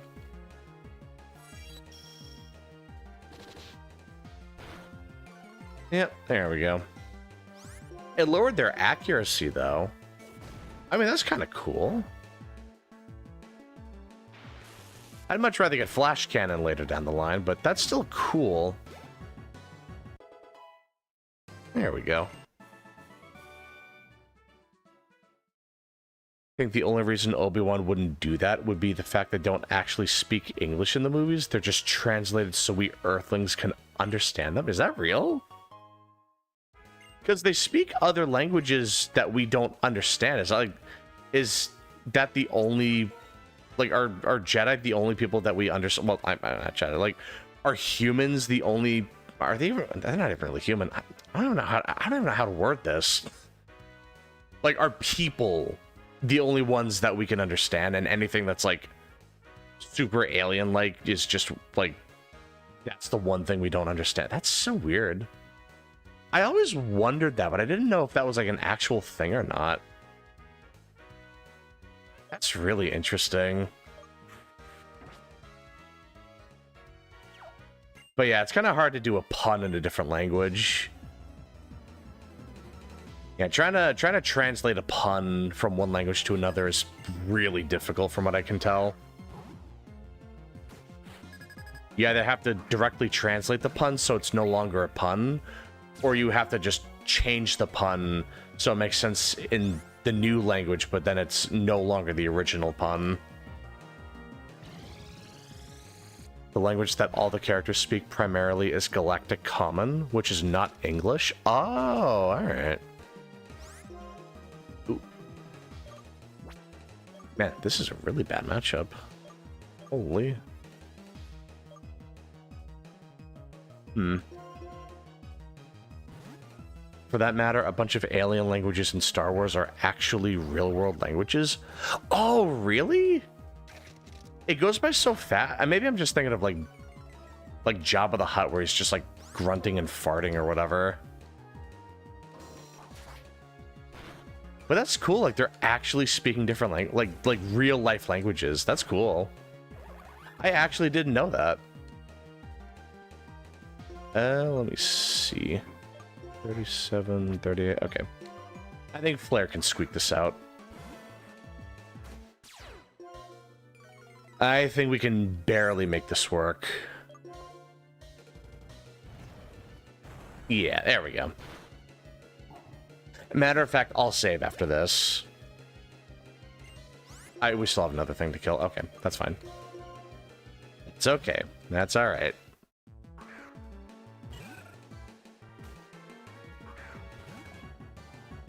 I don't remember all the examples, but I think there were some Slavic and Balkan languages in the movies. Really? Also, Grievous has a Russian accent. Oh, yeah. Yeah, I can see that being I'm surprised I didn't know about that. I'm surprised I didn't think of that sooner. I guess I should have known they were speaking like real languages, or maybe some like a parody of a language. Like it sounds similar, but maybe it's like some minor differences here and there, possibly. For some reason, I thought fighting Gypsyros with poison weapon was a good idea. Well, I mean, it could have been worse. You know, you could have been using a lightning weapon, because then he would just be totally immune to lightning. I feel like you can poison him eventually. I feel like there are very few actual monsters that are immune to poison. It's usually just like the final boss style monsters like Gog. I feel like you wouldn't be able to poison him. But even a poison resilient monster, I feel like will eventually be poisoned. And it's only Gypsyros. Well, yeah, I mean, you can just use whatever. Not a Kieran with Para. Oh, yeah, that's true. There are, yeah, Kieran, as far as I can tell, is genuinely immune to poison. Paralysis, not poison. It's immune to paralysis. Which is funny because I hear it actually does have a paralysis animation. Like, I'm pretty sure. Like it has the animation for paralysis for some reason. I guess just to have it in the game. Just because it's like every monster needs that animation, probably. Yeah, try to capture him with a shock trap. Yep. It's so weird that Gypsyros is immune to shock traps. It makes sense because he has a rubbery hide and rubber is immune to electricity. But to be completely immune to it is like no interaction or anything. It doesn't even like break it. Yeah, that is really funky. Oh. Yeah, here we go. Star Wars is supposed to be taking place in the real world, just in a faraway galaxy. Yeah, in a galaxy far, far away. Yeah, that's still really interesting. I might have to rewatch Star Wars soon just to try to, like, see if I can pick up on anything like that. Ooh.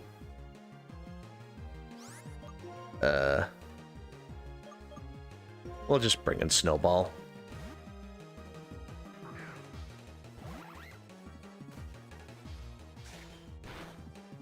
Yeah, here we go. And it'd be kind of strange if people in that galaxy spoke modern English. Yeah, especially modern English. Like, just seeing Anakin say 6'7", like, I think I would just die inside if I saw that. For that matter, it is also strange for the aliens there to speak Slavic and Balkan and whatnot languages too. Yeah, that's really interesting how they make it all work.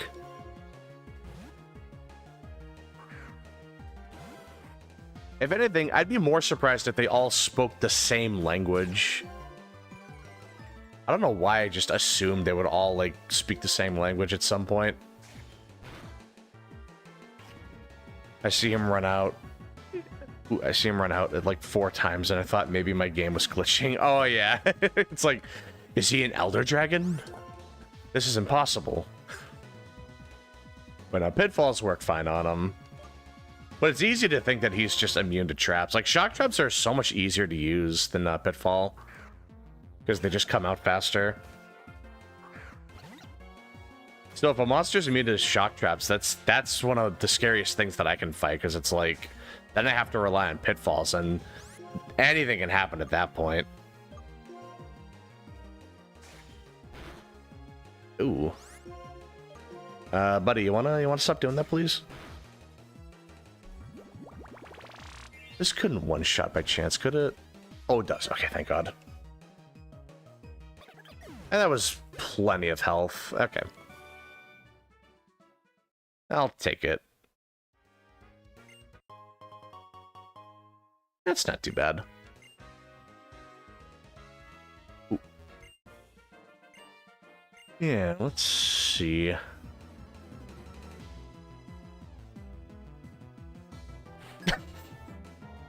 It'd be more likely for Palpatine to say 6'7", since IDK Sterling exposed the 6'7" kid as the Antichrist. Meaning his meme would carry crazy dark side force meaning. Just imagining Palpatine, like, calling...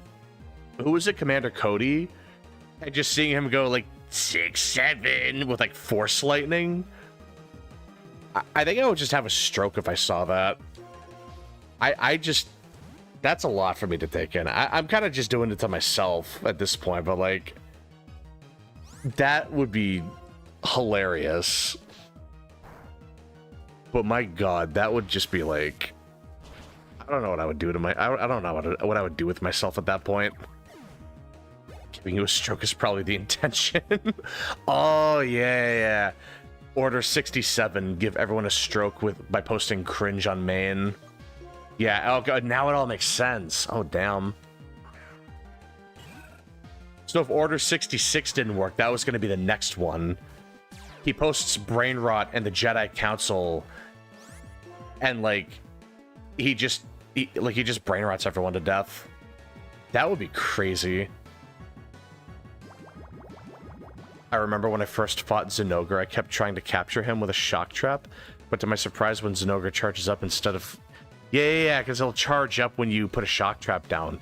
Astalos does the same thing, too, and that is actually a speedrun strat when fighting Astalos, because when he powers up, his body gets squishier, so you do more damage when you use the shock trap on him, because he charges up faster that way. It's like unironically a speedrun strat on him. It's a really interesting strat because you're wasting a shock trap, but it's still cool to see it. 6'7" is a power word. Oh, dude, like that's one of the biggest power words out there. Like that has more power than any force lightning out there for sure.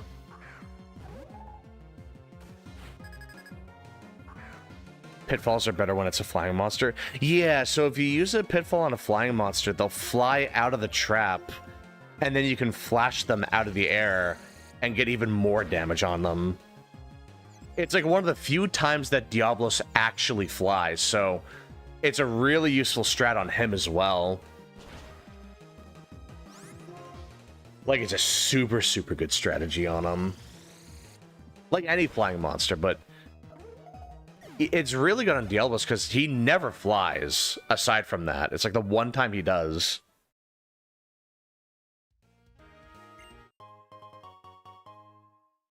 Gives people around the dark side severe mental damage and hurts their internal organs. Yeah, it's like when Mace Windu crushed General Grievous's organs. God, that would be a hell of a way to go out.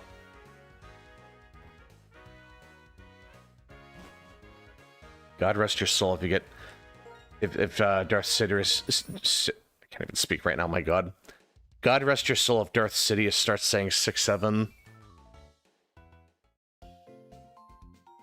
Your body is just gonna spontaneously combust if that happens. When I fought Zenogre, I didn't know that capture traps existed.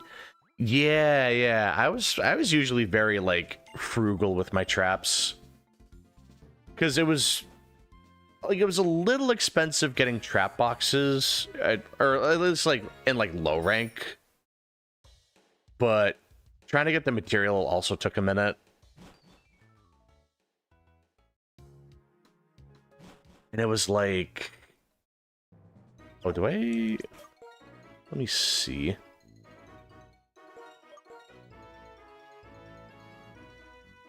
You know, funny enough, I don't remember what Pokemon these guys used. I guess we'll see what happens. Until I searched how to capture him and someone said to use a capture trap. Yeah, it's like... They don't really explain traps in the older games that well. Occasionally they might bring it up, but it's usually not like a big focus.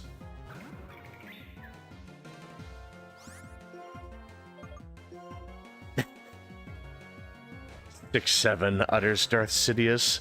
As he closes his hand into a fist and the lungs of the Jedi are crushed inside his body. God, that would be a hell of a way to win. Best part is, it wouldn't even make him look like a Sith Lord. He would just look like a brain-rotted old man. Like, my God, he's gone senile. We gotta help him. I told a room of people about the 6-1 meme, and they looked at me like I was unwell. I know, it's like... That's just modern-day brain rot. Like, there's just no... There is no logic to memes anymore. It is just, you say something stupid, and it works. Like, you say some cringe shit, and it just works. And you really don't need to think about it beyond that. Like, it is simple and effective. Did I miss both of them? Did I really just miss both of them? Are you kidding me? Are you yanking my chain right now, game? Oh my God. Well, if this doesn't hit, then Sentry's just cooked. Okay, good. Like, what is happening right now? Dude, I'm getting cooked. I gotta save right after this. We're getting really close to the point where I was at before it crashed. Oh, jeez. Alright, I'm just gonna save again. Wait, they... Pitfall trap. Yeah, like shock traps and pitfall traps, yeah. The Sith are disgusting. Their necromantic propaganda is brain rot. God, those darn Sith and their brain rot again. God, that would be crazy if the Sith were powered by brain rot. Like, that was their whole... That was their whole, like, power system. God, they would just be invincible nowadays. Oh, I forgot to heal. Maybe this KOs. Okay, good. Okay, lucky break.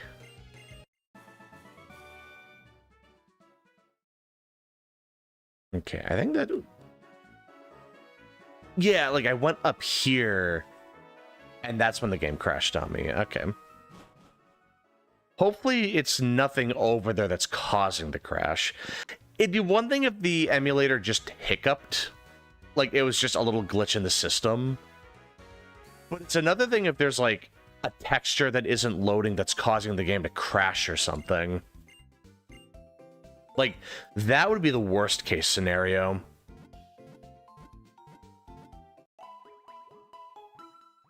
So, I mean, hopefully that's not what's happening. You know, fingers crossed, right? But yeah, let's see. What to do?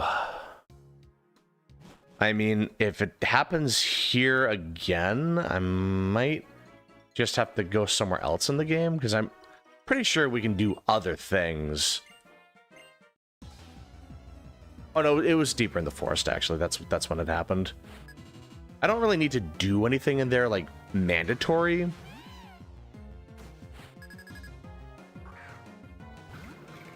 But yeah,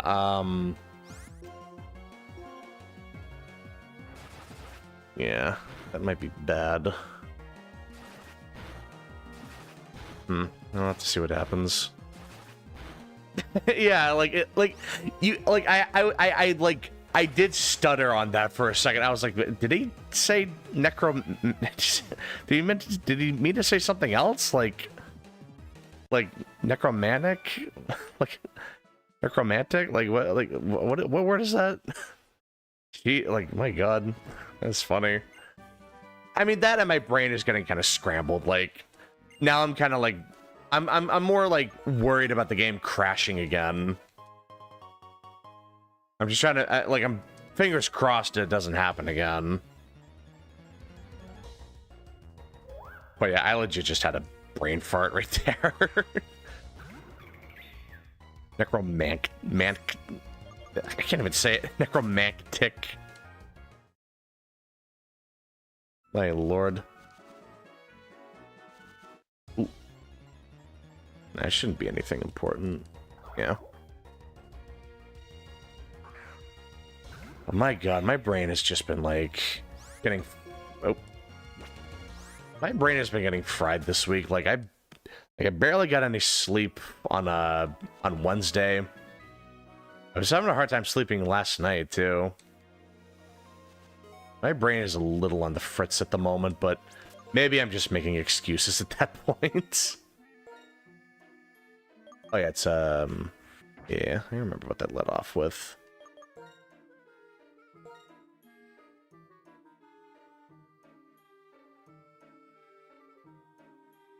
Why the hell does English have 3 whole letters that make the K sound? Yeah, it's like English is just the worst language. That is a pretty common take. Like, English is definitively the worst language in the world just for stupid shit like that. It makes no sense. Like, it is just meant to confuse you. Like, there's so much, like, wordplay, so many, like, puns, so many verbal ticks with English. Like, it just... It's so weird that it just, like... It's just designed to confuse you. Like, I'm pretty sure it is, like, genuinely one of the hardest languages on Earth to learn.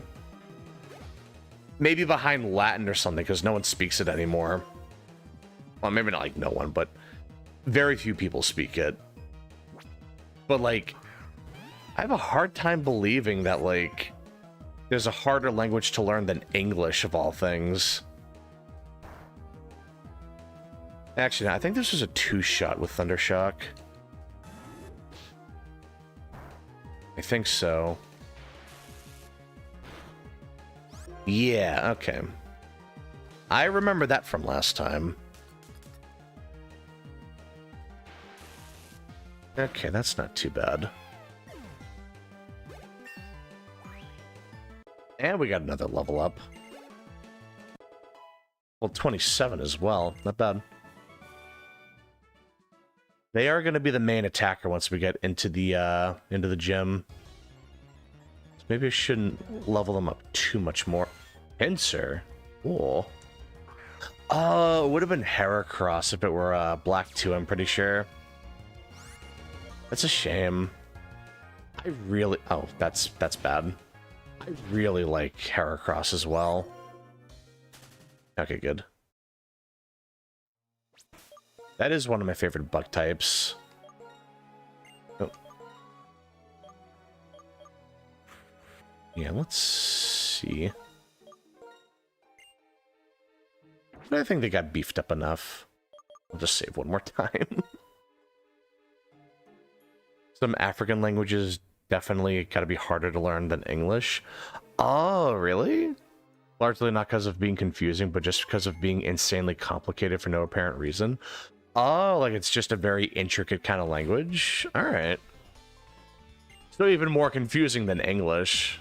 Oh, wow. That's all I needed to hear.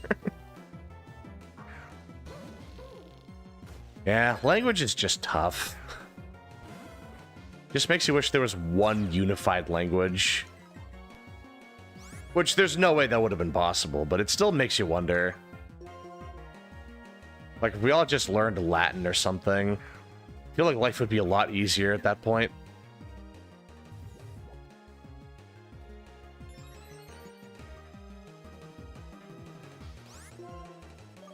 I feel like the clicking language definitely got to be crazy to learn. Yeah, it's like different clicking sounds. Because it doesn't sound like any word that is used in English. Like, different types of clicks, different, like, pitches. Like, I feel like that would be really confusing for a first-time person, like, trying to learn the language.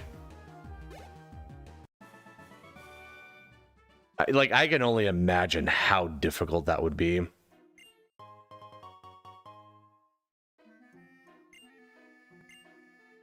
clicking language doesn't like any word used in any language other than itself. It doesn't sound like any. Yeah, exactly. It's like it just sounds so foreign. Which it is, but like it doesn't even sound like a human language at times. Not like no offense. It's just like it just sounds so unique to itself, you know? Like I can't compare it to anything else. Really? Like I've heard Spanish and Japanese have similar like verbal tics. So maybe there's like some carryover between those two. But with like an African language, it sounds like it's really difficult to like transition from one language to African, you know? Like that kind of thing. Oh yeah, we can't go up there. Leaf stone, alright. Not too bad. Oh yeah, this is it's a Zoroark. Yeah.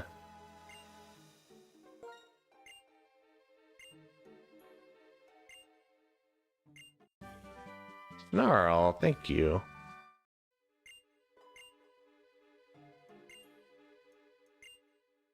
Yeah.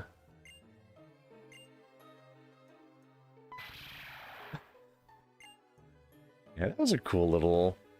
That was an event, not an event. I think that was something that happened in the original games where like it was an actual like an actual house with a Zoroark, and you had to like aggro it, I think. Oop.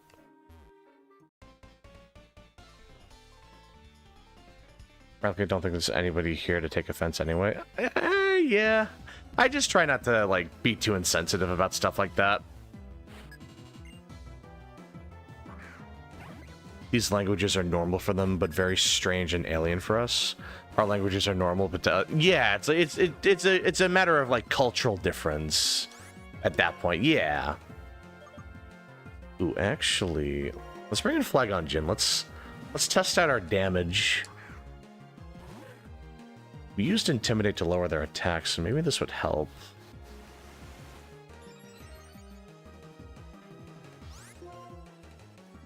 What do they call it? Like cultural exchange? It seems very weird to us, but it's normal to other people. It's like, what is it? Like eating meat, like eating cows. Like, we eat cows all the time. But for certain parts of the world, cows are sacred. It'd be like if we saw someone eat a dog or a cat, like that's fucked up to us, but other parts of the world, that's totally fine. Mimic exploded? Well, I mean, hopefully he's fine.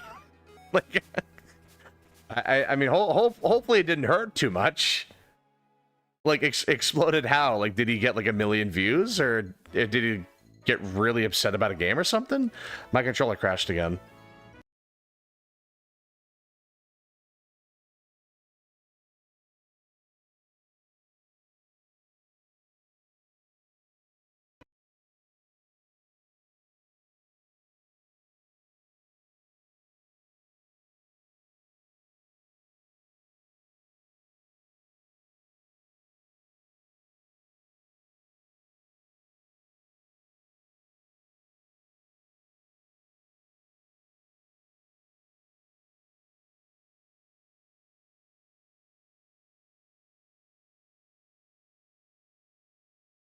Oh, okay, all right, we're back. I don't know why that keeps happening, specifically in that area. I don't know what's going on. Oh, he's crashing too? Really? Oh, shit. Oh, no kidding. Ah, damn. Yeah, it sounds like everyone's going through it today, huh? Yeah, that's rough. Curse of the Witch King. Yeah, I feel like I'm getting cursed today or something. Something's going on. That is so silly. Like, it's just one thing after another, and it's like, I just can't seem to catch a break. I don't know if it's some, like, memory leak or something or what, but, like, something's got to give. Like, oof. Like, what is going on with Mimic? Let me check him out real quick. Assuming... Oh, yeah, like, he... yeah, he was having that issue with Stories 1 a while ago. Yeah, no, he was getting completely screwed over by that. Yeah, that sucks, man. I don't know why it's doing that. Maybe it's just his game that's like not running properly or something, but that still doesn't make sense. Like, I feel like it shouldn't be happening that much. Is he playing a console version of Stories 3, or is he playing the PC, or not Stories 3, Stories 1, or is he playing the PC version? Like, is it console or PC? Because if it's PC, I could see that being the issue. Because PC games tend to be very finicky if they're not, like, made specifically for PC. Like, I can see that being an issue. Well, thank God I saved right before that. Thank God I saved not 10 minutes before that. That's the only silver lining here. I just actually have to save after every single fight.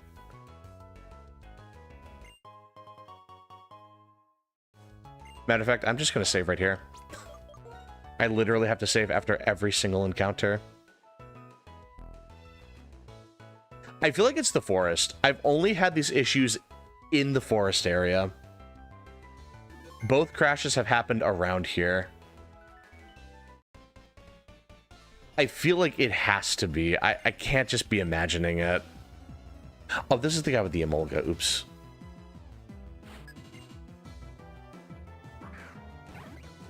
But yeah, the rock slide did one-shot the Emolga, so that's good. So at least now I know that that Flygon Jin will work here. Right now it's only a matter of like making sure I don't die in one hit. Because the most they can do is use Aerial Ace. I don't think they would have a move like Acrobatics quite yet. That would definitely be a problem if they did. I mean, double team's going to be an issue as well. But I mean, if they keep spamming double team and not actually attack, that's still giving me more turns to attack. Yeah, then it becomes a numbers game at that point. Man, they're really doubling down here. Man, they really want to drag this out. Like, brother, come on.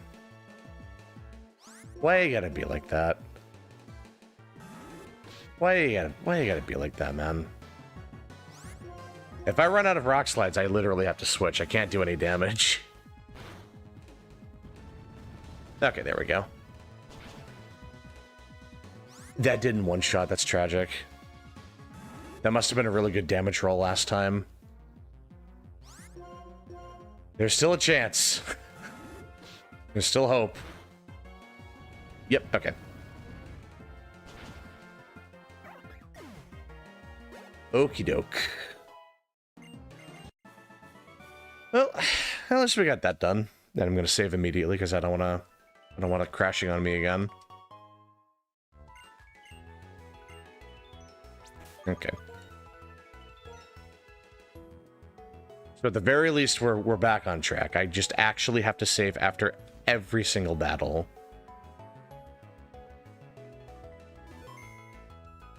I notice it's when I go into a battle is the main thing. Combi. I mean, that's not a very good Pokemon. Vespiquen is just kind of whatever. But I mean, it's cool to see that that's a thing I can get. That's a thing that can happen. That's pretty neat. Okay. And now we're just going to save in here.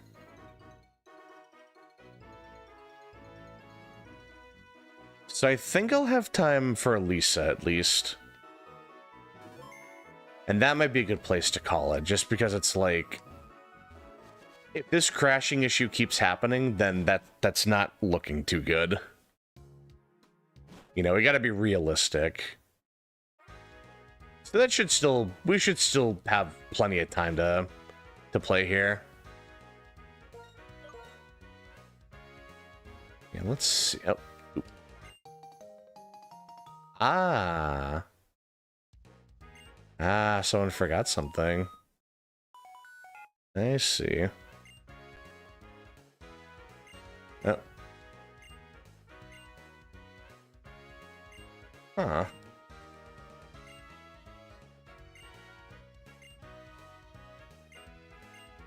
I can hold on. I can hold on to it for you.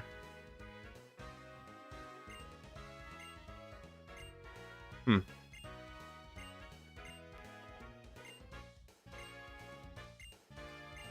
Oh. I guess they're gonna be busy with work for a while, huh? Interesting. It's because of our previous discussion about 6-7.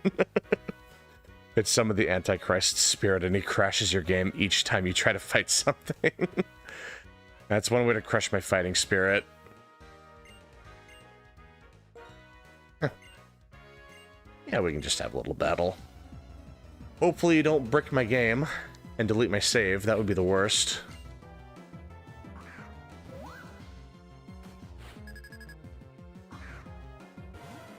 Jesus, the next time my game crashes, like, Palpatine's just gonna break into my house and break my ankles. I feel like it's gonna happen. Don't give the demon any ideas. Oh, man. I'm sure we'll be fine. As long as I save after every fight, I don't think it'll be a huge setback. It'll be a minor annoyance having to save constantly. But I mean, I don't mind saving a little more often than not.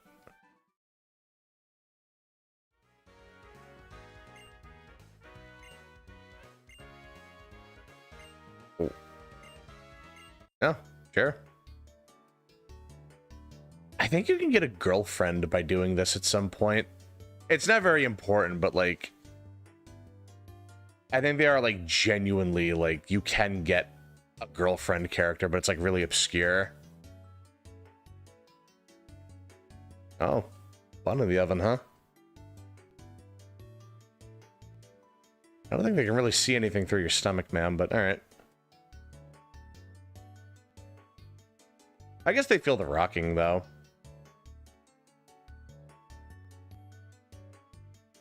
I wonder how much babies are aware of their surroundings when they're in the womb. I wonder.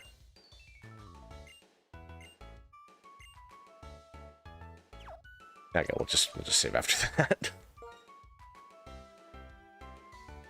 Alright, let's see. So there's probably like one more item around here or something. The main thing is going to be fighting Elisa. Which is thankfully going to be a very linear gym. Ooh. Yeah, okay. Paralyze heal, yeah. Paralysis is going to be an issue, I remember that.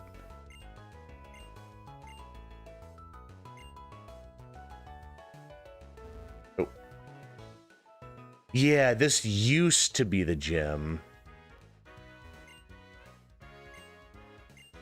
But now it's just a normal, it's a normal area.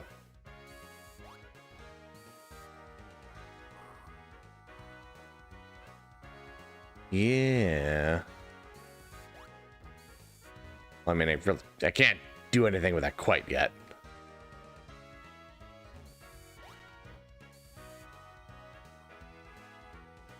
I do like all the stars and glitter here. That's pretty cool.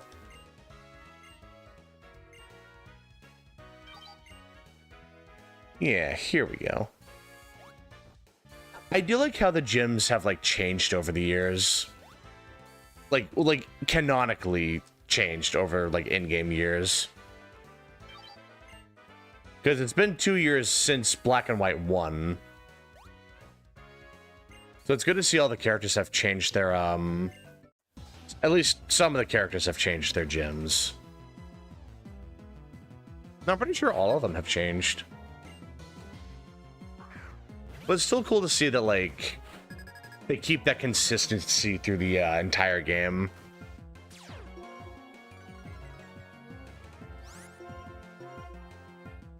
Like, it really makes you wonder what's next, right? Like, wait, this isn't the game that I played before. Ah, didn't one shot? Damn. Also, I don't know why they're spamming Flame Charge. But it makes my life easier, so I got nothing to complain about.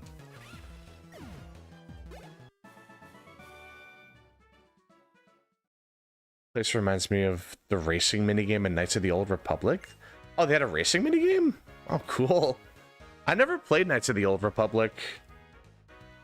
I hear it's a very good game. I've never gotten around to it.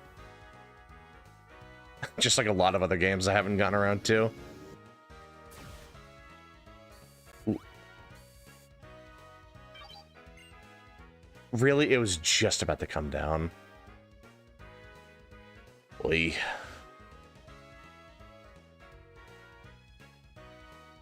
Alright, come on.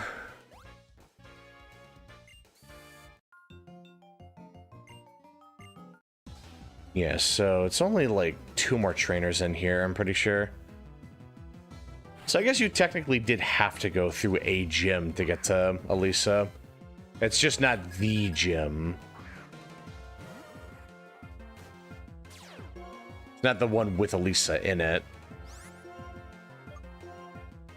I wonder, would I be able to solo?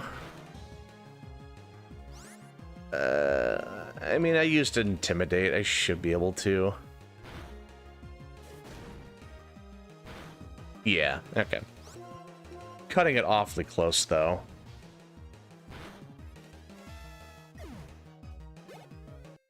Yeah, there we go.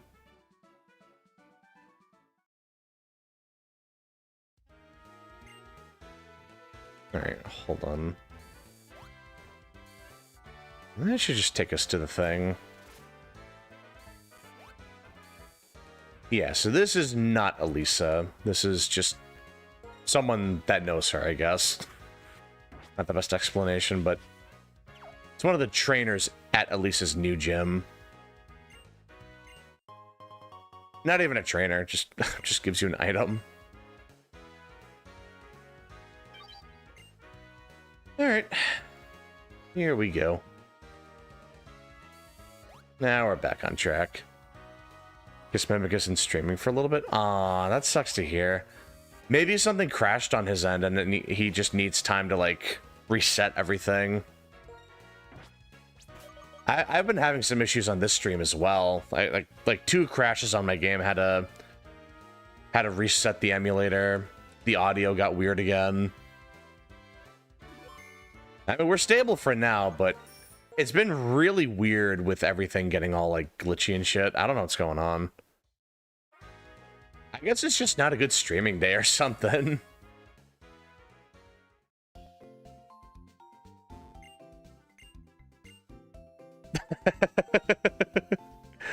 What I'm assuming what happened is that Mrs. Mimic found Gammoth pictures on his PC and she exploded. Yeah, how dare you have Gammoth pictures? My god. That cheating bastard. How dare he prefer the elephant? Yeah, there's gonna be hell to pay, that's for sure.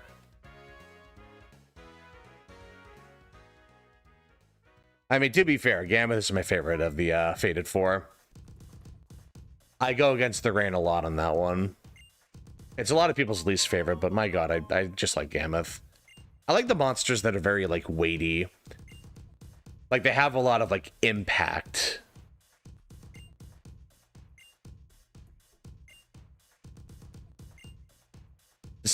Mimic's so-called goth mommy. Oh, damn. Guess they have quite the relationship then, huh?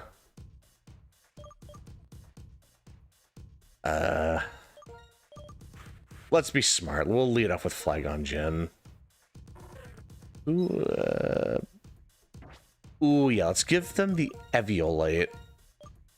They need the defense, like, real bad. Knights of the Old Republic is really good, albeit the combat is kind of boring at first. You Stockholm yourself into liking over time. So it sounds like a long-term investment. I have nothing against that. Gammoth, I believe, is the name of a world boss in Wrath of the Lich King. I think it was a big Magnetar? Magnetar, that's a cool sounding name. You had to kill for a group quest like Magmoth. Oh. Sounds like a fire monster, like magma. That sounds cool. Ellicott, oh, that's an easy one. Oh, that's easy peasy. All right. Yeah, we eat those for free. Should have used Greatsword or Swax to fight Poison Spider? Probably Swax. I'm not super good at Greatsword, but I feel like Switch Axe would be a lot simpler to use on Ursula.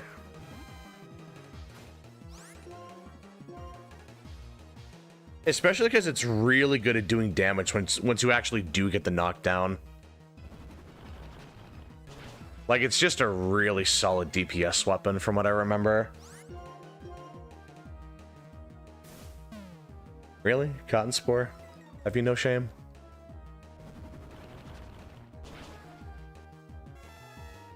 Yeah, let's see.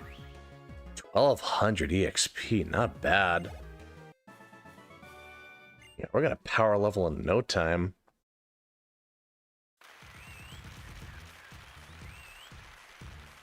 Magnetars are like centaurs, except they weren't created as the result of a mistake of nature.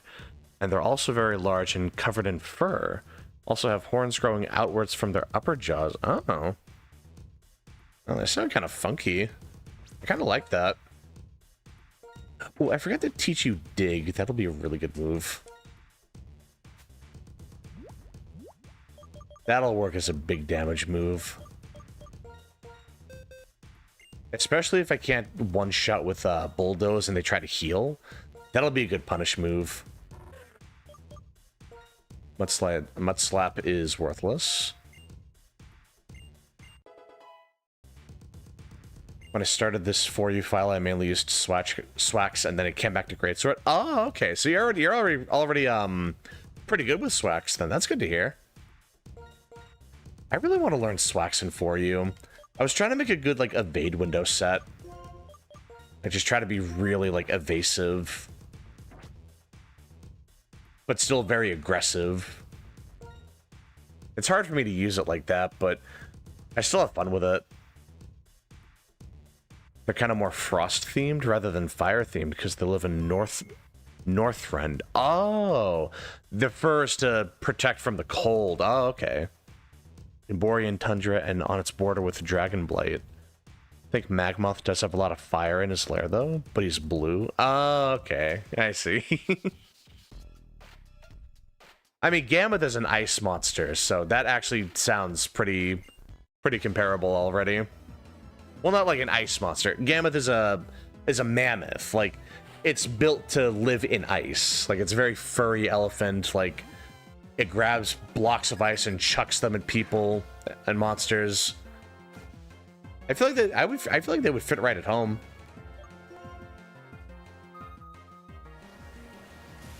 Oh, you know what? Actually, Dig would be a direct contact move, so that might proc static. Ooh, I did not think about that. I just wanted the one shot. Luckily, it didn't proc then. That could have been an amateur mistake.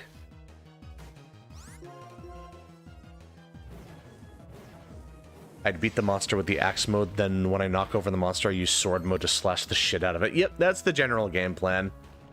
Axe mode is when the monster's still moving around, because you're more mobile in axe mode. And then sword mode is when you get the big damage in there.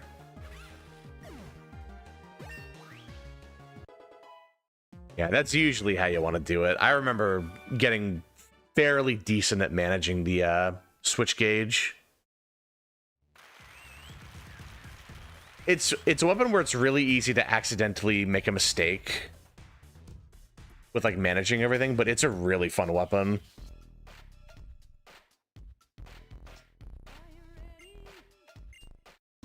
Yeah, here we go. I should have saved. If it crashes here, I'm gonna be so upset.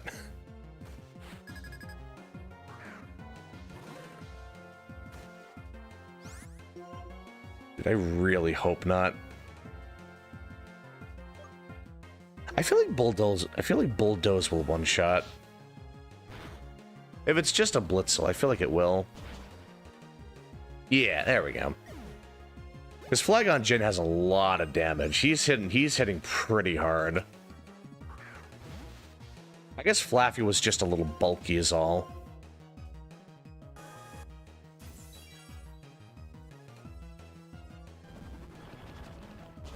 I never noticed it before a few months ago when I was replaying Warcraft 3, but for some reason every single Lich seems to be using Magnetar skeleton for its body. Oh, really?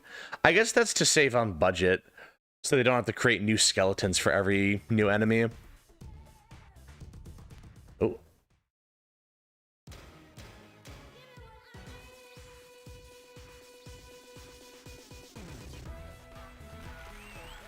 I always loved this part of the game. Like, Elisa's just so extra. Like, just super over the top, but I like that. Yeah, let's see. I can just use a bunch of potions. This is the best time to use them, actually. Also, I love how every gym has a remix of the generic gym theme in this game. So it just gives each gym more personality. Like, I really appreciate that. Alright, Elisa.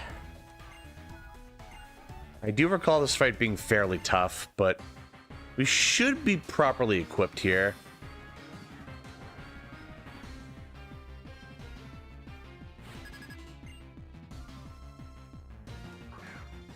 Also, I like her redesign.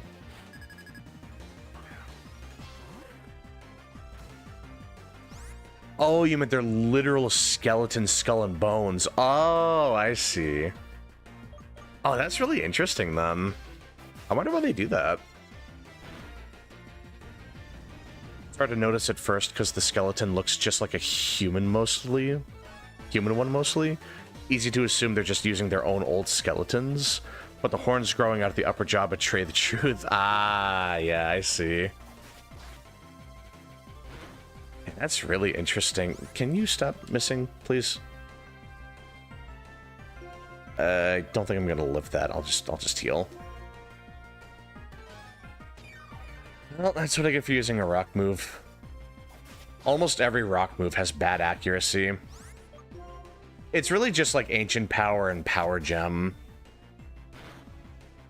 And even then, they're not like super good moves.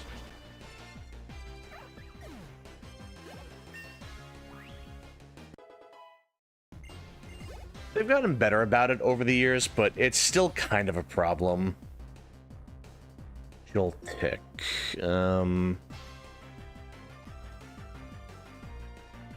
No, I think I wanna stay in. I'll just pop another potion. They really shouldn't have too much to threaten me with. They have Energy Ball. Okay. That's pretty bad. Okay, that's yeah, no, that's pretty bad. That's a problem. I kind of put all my eggs in one basket here.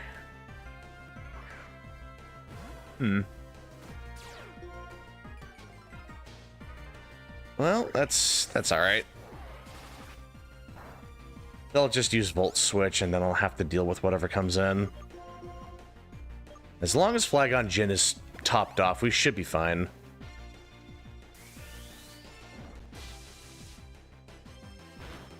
When I played Monster Hunter for the first time, I used to be a Swax main. Oh, nice! I was using Swax for a while, but I eventually settled on Dual Blades. That wound up being my real main at some point. Maybe I get a flinch. No? Ah, well.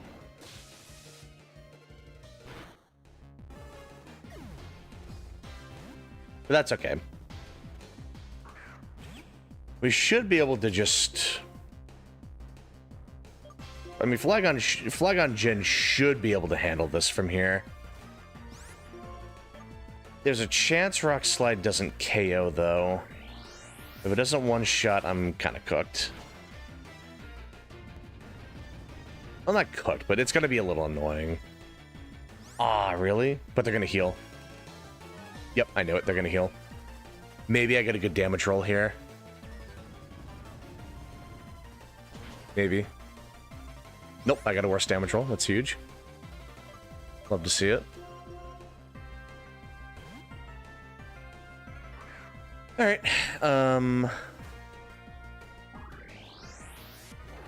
so we actually have a... Actually, Ivy's gonna do pretty good here. I just realized. That's not even bad, you know what? It's really just Zebstrika that would be a problem. Ivy can at least be a decent, like, tank, kinda.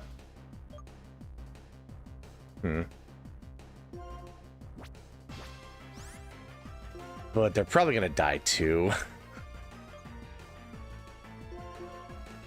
and we'll just bring in Magneto. They should be able to KO with Thundershock. Oh, actually, if they Volt Switch into Zebstrika, that might have Motor Drive, and that would be bad. Yeah, we'll just gamble on Mirror Shot. Hopefully that hits whatever comes in. That did a lot of damage. Yep, I knew it. I knew it. Hopefully this lowers their accuracy. Nope. Yeah, let's see. Ivy will be a decent backup.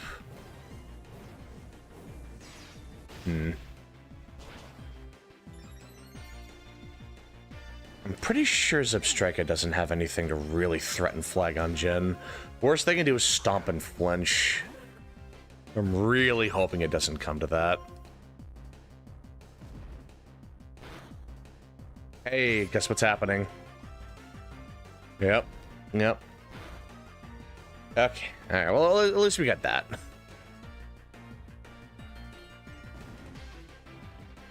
I like how many times you can mount the monster in this game. Yeah, 4U was infamous for that. Like, it is super easy to just chain mounts on a monster. Like, you can very easily abuse that. Like, you can just mount so many monsters, like, back to back. Like, it's super useful to abuse that.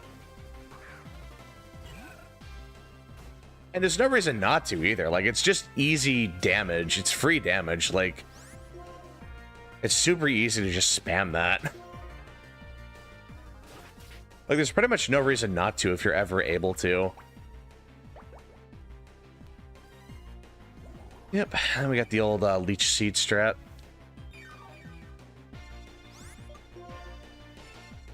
Let me think. I'm pretty sure if they use X Scissor, I'm pretty sure Flygon will live that. I have a hard time believing he would die to that.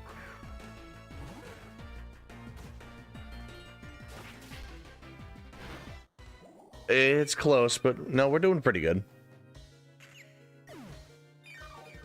Yeah, Flygon kind of just kicked ass here. But Ivy was also very useful.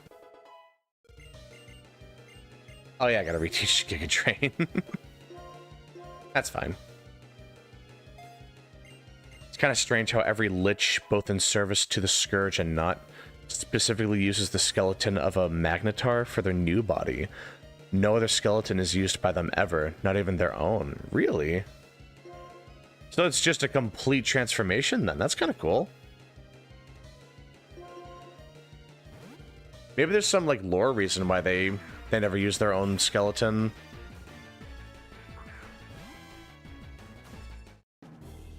Ooh. Yeah, so this should do a lot of damage.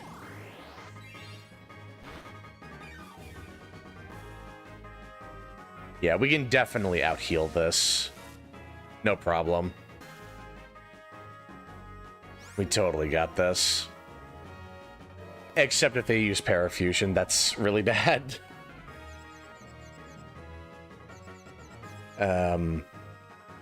Yeah. Maybe it's not so bad. Yep, there we go. One turn of confusion, not even a problem. Dude, what, like Flagon, Jhin, and Ivy? What a team. Dynamic duo here, my god. Actually just kind of kicked ass. That's awesome. Hey, and they got me on the board. Not bad. That's great. Oh, I just remembered, there's still Rosa by the battle station. Yeah, I should do that. And Volt Switch, that will be excellent for Magneto. You'll love to see that. I'll teach that right now, actually. Let's see. I got a couple of moves, too. I don't really see anything that I need to use. Yep, I'll just teach that to him while he's unconscious. He's gonna wake up like a kid on Christmas. Oh my god, I learned a new move. This is incredible.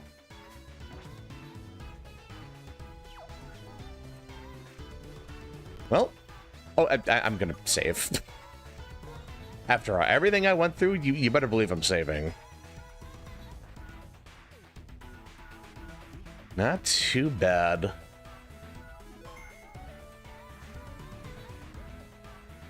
Oh yeah, and then we do the walkout.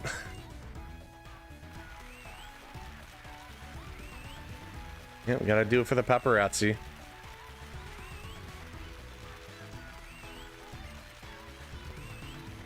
Yeah.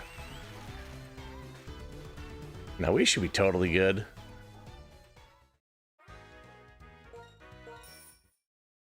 So there should be a little bit more to do around here. Not like anything crazy.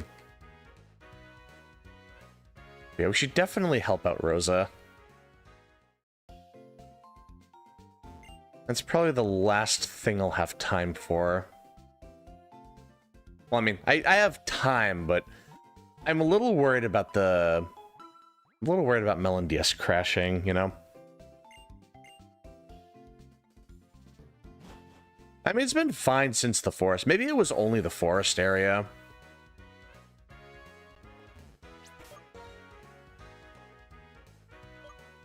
Yeah, at this point, it really could be anything. But yeah, I think we'll just, this will be our last thing to do. It's a nice note to end on as well.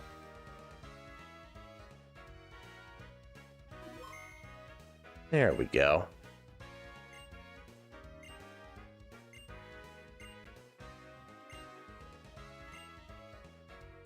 Yeah, I got your back. I do like how they bring your opposite gender counterpart into the game, even if you don't pick them. That is one thing I like about X and Y. They actually try to give them, like, personality. As well as, Ruby, Sapphire, Emerald.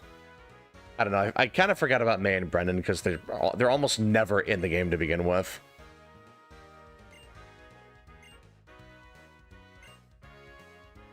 I like when they give them a little something to do.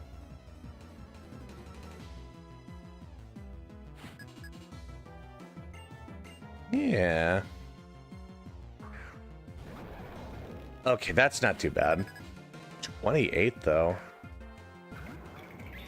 Actually, not even bad at all. And we're at a pretty good level for this as well. I'm probably not going to knock anything out, but we're at least doing some decent damage.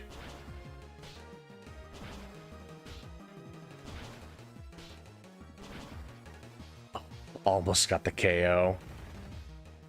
That would have been so nice. Yeah, I had a feeling. That's okay, though.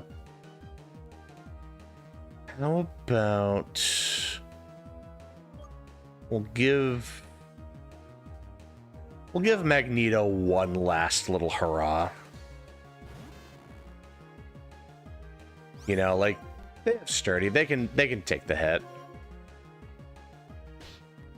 And Baldor is absolutely dead. That is wonderful. Yep, perfect. Didn't even need Volt Switch. Nothing wrong with getting a little extra EXP.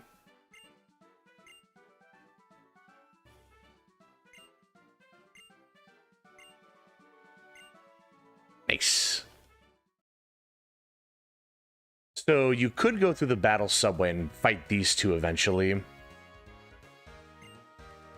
And maybe I'll do that at some point. I'm not really sure. I mean, it's basically just the battle tower, so I kind of don't really feel like it.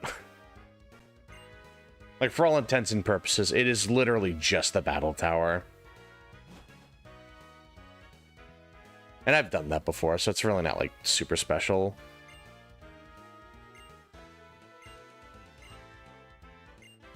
But that was still pretty fun. And I'm pretty sure if we ever do, like, a doubles format in there, she will be our double battle teammate.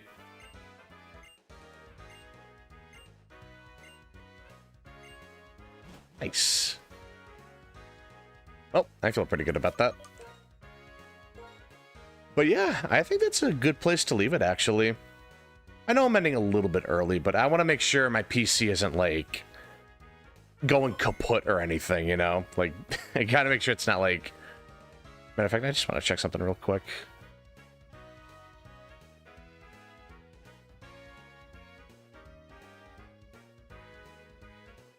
And the GPU is getting a little hot, like 58 Celsius, but that's normal. I guess the GPU doesn't have like a high tolerance. It's already at like 90%.